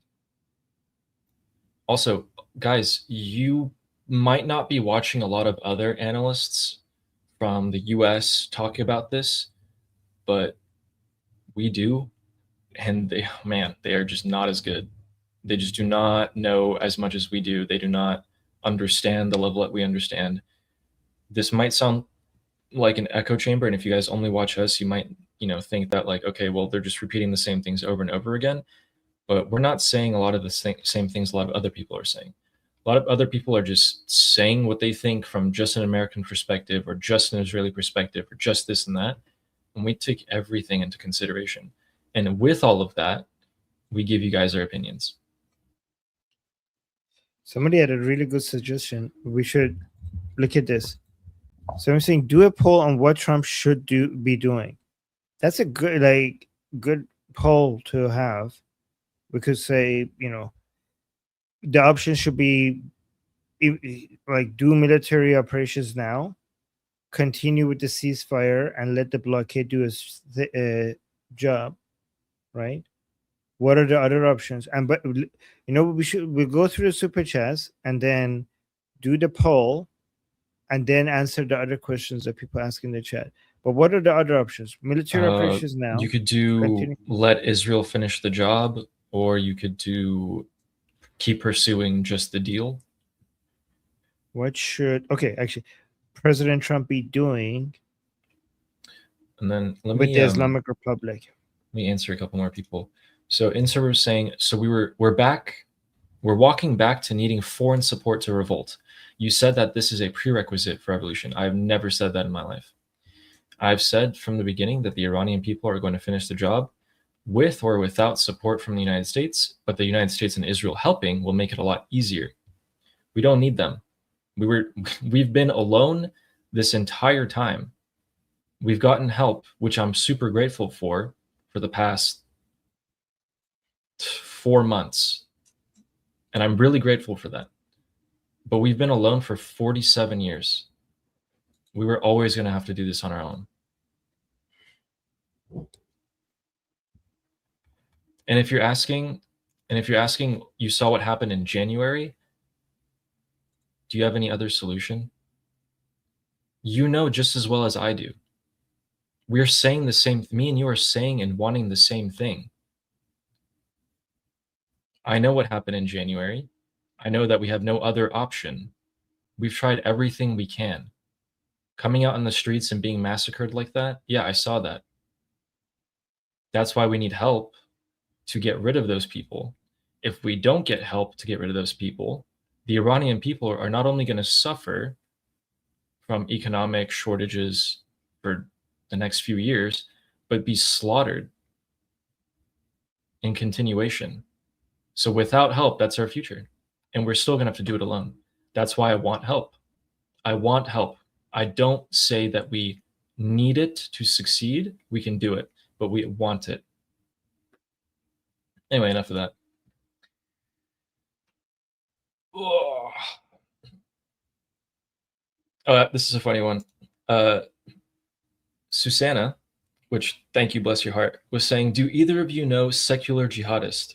Because he is showing your love on his channel, or live on his channel. Yeah, that's my Bless your heart. channel. I have to thank you.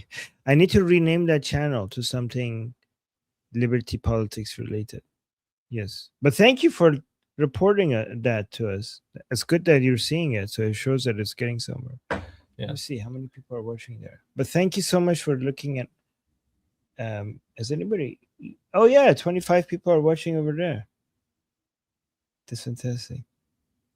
Thank you for telling us. Yeah. Fine Stars, I'm not taking it personally. I'm saying like me and InServer, or like many of the people who might criticize what we say, want the same thing.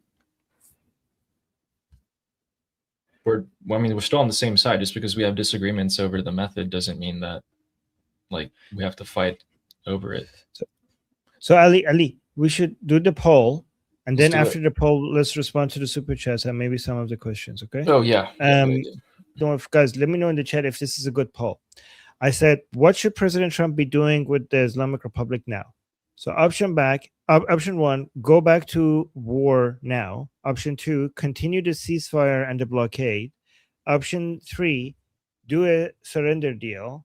And option four, I put it in there just to cover everything, do a peace deal. Okay, so go back to war, continue the ceasefire and the blockade, do a surrender deal, do a peace deal. Is that a good list of options for me to put in the... Let's do it. Okay, you guys approve? Everybody in the chat approves? Okay, let's go with that.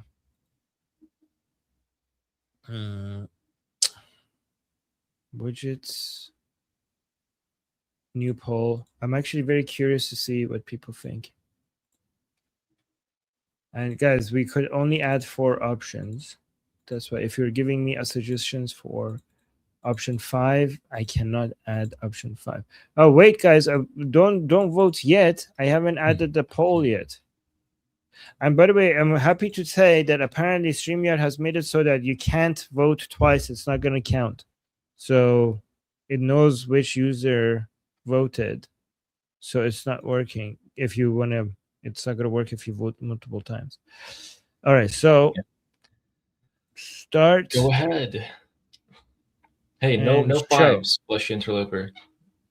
Yes.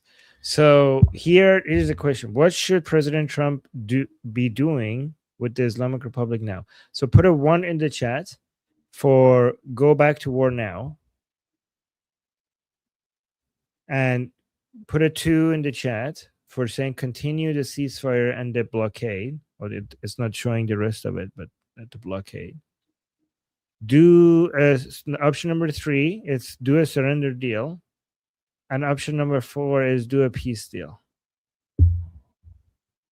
So we're not going to see the results until... Oh, we do see the results. Me and Ali are not seeing it, but on YouTube it's showing it. Okay. Oh, let's see. While you guys are voting, let's go ahead and clear up the misconception about Ahmad Vahidi. Yeah, don't highlight any comments because the poll will go away. So just do that. Yeah. Okay. So a couple of you, like Michael McCullough and Lior, was asking about Vahidi. Lior. It's Lior. Lior. Asking about Vahidi, and he is still alive. There's no confirmation that he's dead. But people were, for clickbait reasons, posting that he was dead.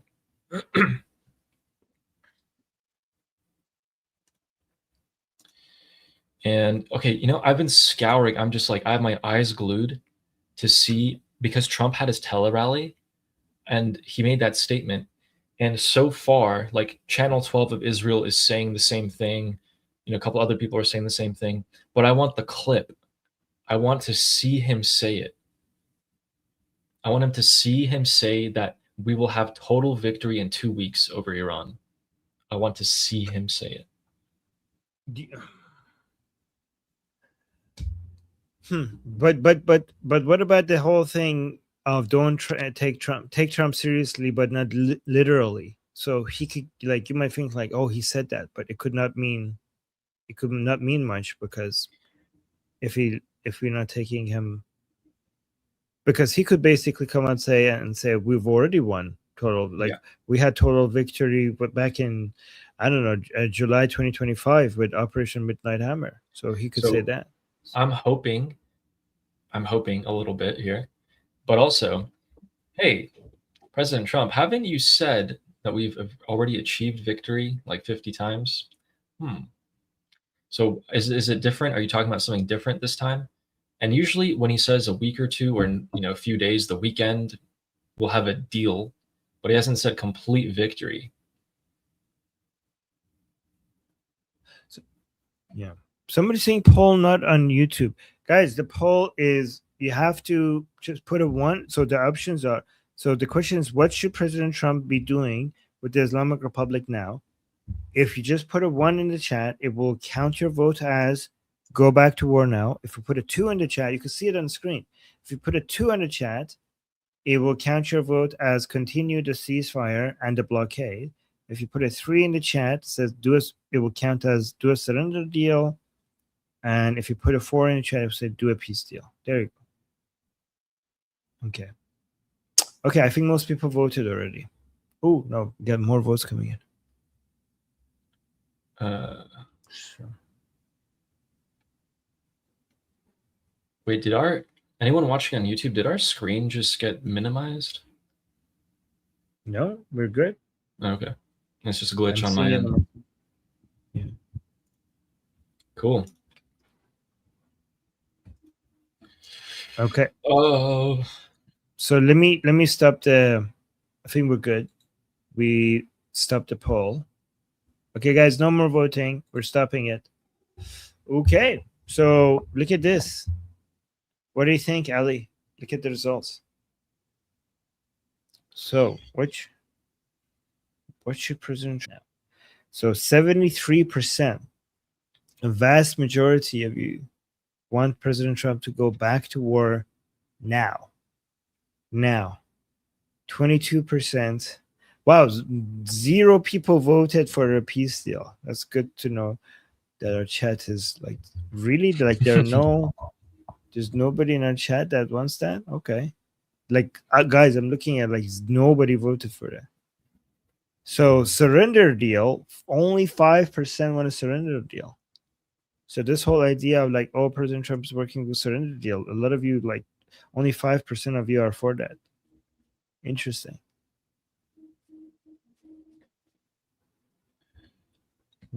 Any thoughts on this result, Ali? See, here's what I'm caught up about. Okay, you guys want to know my thoughts? Okay, here's what I'm torn between. I'm torn between 2 things. One, I'm torn between continuing the ceasefire and economically strangling them for a little bit longer, or attacking them right now and just finishing it as soon as possible. And the reason why I'm torn between these 2 options is because I want to know that we are guaranteed to kill everyone that we need to kill in the IRGC. And that if that happens, it's enough for the people to come out and finish the job. So if it takes another month of economically starving these guys, and if that's what it takes for the regime to finally go, and that's a guarantee, I will wait a month. If we can do it right now, just do it right now. All right. I need to go soon for my Persian show. Yeah. We need to respond to the super chat. Let's do it. All right. So we got our first super chat from Wyatt here, which, thank you. Says, in 47 years, this is the first time that the Islamic Republic seems destined to fall. People need to stop getting black-pilled over every minor setback. Despair spreads through a movement like cancer. Be hopeful. So wise. That's a really good. Thank you, Wyatt, and thank you. That's really good advice. We appreciate that. Yeah, thank you. He always gives us like really good, like Mhm. philosophical mindset statements to think about. He So does. from what I could tell, Wyatt's someone who cares about how people feel, or at least Yeah. how we feel. He has a big heart. He probably Big has a heart. big heart. And the next super chat is from Sarato, who says, Bepish, guys, Yay, Bepish, Javid Shah. Rapish. Javid said that. Shah. Javid Shah. Javid Sarato, Shah. you have to visit Iran. I can't imagine when Iran is free and people are like having their drinks up and then like cheering together, saying Javid Shah and like cheering. Yeah. And then like, Except for us, it's like water. yeah, except you and me. Mine will be tea. But yeah, we're boring people. Yeah, I'm so boring. I don't even drink tea. Oh no. Wow. Anyway, I didn't say that. But anyway, we have a super chat from Sarah Ocean, who says, the funeral of Ali Khamenei is in 2 weeks. Trump said victory in 2 weeks. Ooh. This is why we have people in the chat to remind us of things. Wow. Thanks, Sarah. Thank you, Sarah. That's a good point. Please. It has to be true. Come on, Trump. I'll believe Guys, you this remember time. for the funeral, remember that the main thing we're looking is Mushtaba's absence at the funeral. That's going to be big. But not as big as this. That's a big, yeah. And remember, we don't think that they're going to bomb the funeral. Maybe they'll target the people on the way to the funeral, on the way back from the funeral, tracking them where they come and go. But the funeral itself, I don't know about that. That's how they got Larry. Yeah, not the funeral itself, but that's how they tracked and killed Larry Johnny, apparently. So yeah. Good. And the next and final super chat of the day by Sketch Art Therapy, who says, Trump is seeking a deal, which means a bipartisan support for strikes. Is that what you think when he talks about deal, is that what you mean he's talking about? I mean, we're never going to have bipartisan support for the strikes. So I'm not getting what he's saying. Do you guys help us out? Do you guys get what that would be tough? Would be very tough. Bipartisan. How could you get support for strike on Islamic Republic by the allies of the Islamic Republic? Well, maybe if their bank accounts are being targeted, that'll be pretty quick.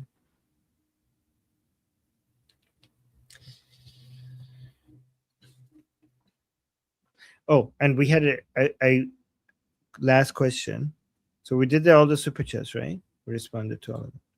Yes. So, but we have one question, and then after that we could go.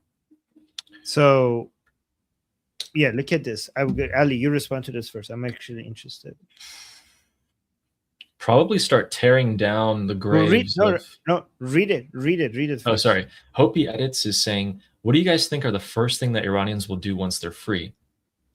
Probably start doing things to the graves of a lot of top IRGC officials. Oh my god!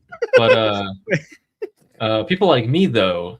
I thought you're gonna say celebrate and dance and sing. And yeah, not me. We're gonna go destroy some grave.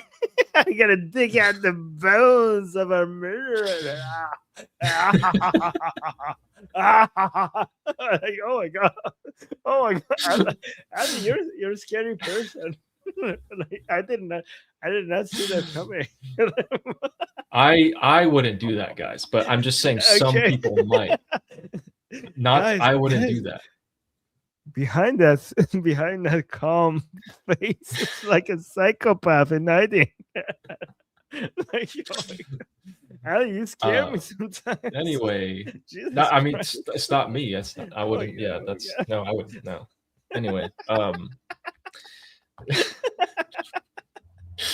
but yeah, some people would do that. I think. And yeah, I personally would be going to Iran.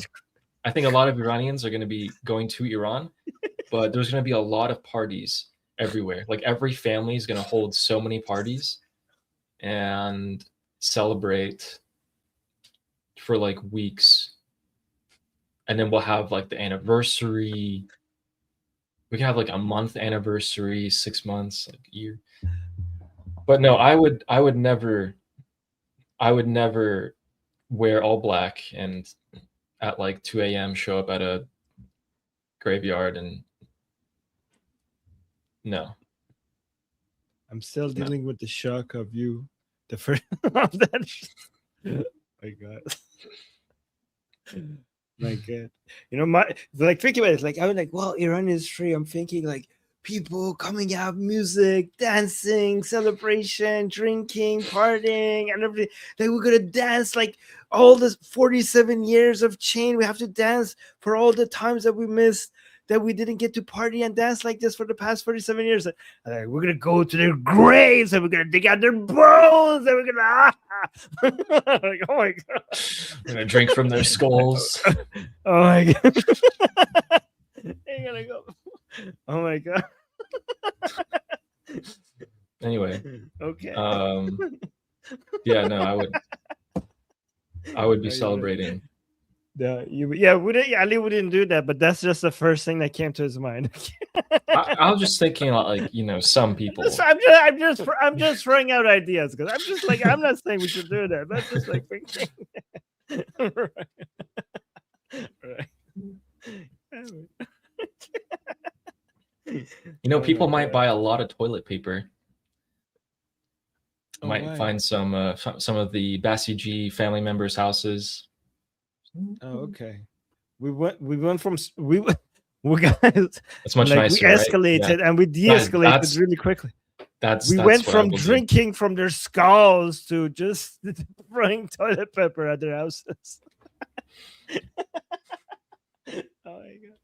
Like, okay, Ali, you're trying to. It's too late. It's too late. Okay, we now already know the dark thoughts. I'm just saying, if you guys see me upload a video a few months from now, and you know the title something like "I broke into an IRGC graveyard to pay my respects," then yeah, okay. You know, I'll go to the store, buy a ton of bacon, and just right on top. Yeah, okay. Yeah. Anyway, okay. So not that I wouldn't really do that though. It's not me. But I know. We're just having fun, Ali. We're just having fun. We're just joking around. Bacon. I don't think there is bacon in Iran. Yet. Oh, there will be. I mean, I think there will be. Don't waste bacon though. Yeah, true. I mean, it's not wasting it, you know. It's like subjective. It's relative.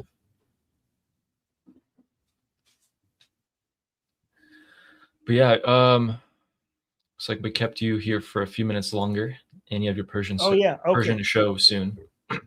I spilled everything my I just said was jokes. I was not going to waste food. No. Yes. Yeah. I'm not gonna drink from the skulls of my enemies or waste any bacon. No, I'm just not gonna waste any bacon. That's all I'm saying. No. Oh, okay. Just the bacon part. The skull part is still there. Yeah. Okay. I didn't say that. Yeah. Oh wow. Okay. All right. Okay, guys. Thanks for showing up. Interesting. Yeah. Thank you for showing up, and thank you for being here with us. It's always fun hanging out with you guys. Yeah. Armin spilled the tea. I literally just did. I did. It's on my chair now. Okay. Guys, I'm going to go do the Persian show. Ali, what are you doing for the rest of the day? Do you have I always listen to Armin's Persian show. And someone is actually asking, oh, thank you for the heart, Lior. And Ricky was asking, can we have a link to the Persian channel? Oh, yeah. Yes. It's actually very sweet when people come there and support us. I'll put the link in the chat. Oh my God, Lior knows everything about me. Lior. Ooh. Lior, are you Israeli or French, by the way? Also, obviously Israeli, given that she's using her Jewish magic to see into your mind. And she could be both. which was Okay. yesterday, actually. I went to the gym, and then right as I finished my workout, and I like pulled out my phone, and it was like Tehran explosions from Tehran, Karaj, Isfahan, Tabriz, everywhere. I'm like, oh my god! And I started driving back home immediately. While I'm driving, I'm like, StreamYard, set up the title of the stream, like, like time and everything updated. Yeah. No. Okay. All right, guys. I gotta go. So same time tomorrow. Don't forget, guys. Put the notification on. Okay. Put the notification on so that when we go live, you get notified that we're live. Okay. And yeah, till next time, same time tomorrow. I'm Israel Chai. Slava Ukrainian. Slava Ukrainian. Cuba Libre. Cuba Libre. Long live America. Long live America. Javid Shah. Javid Shah. Payande. Iran. See you guys same time tomorrow. Bye, guys.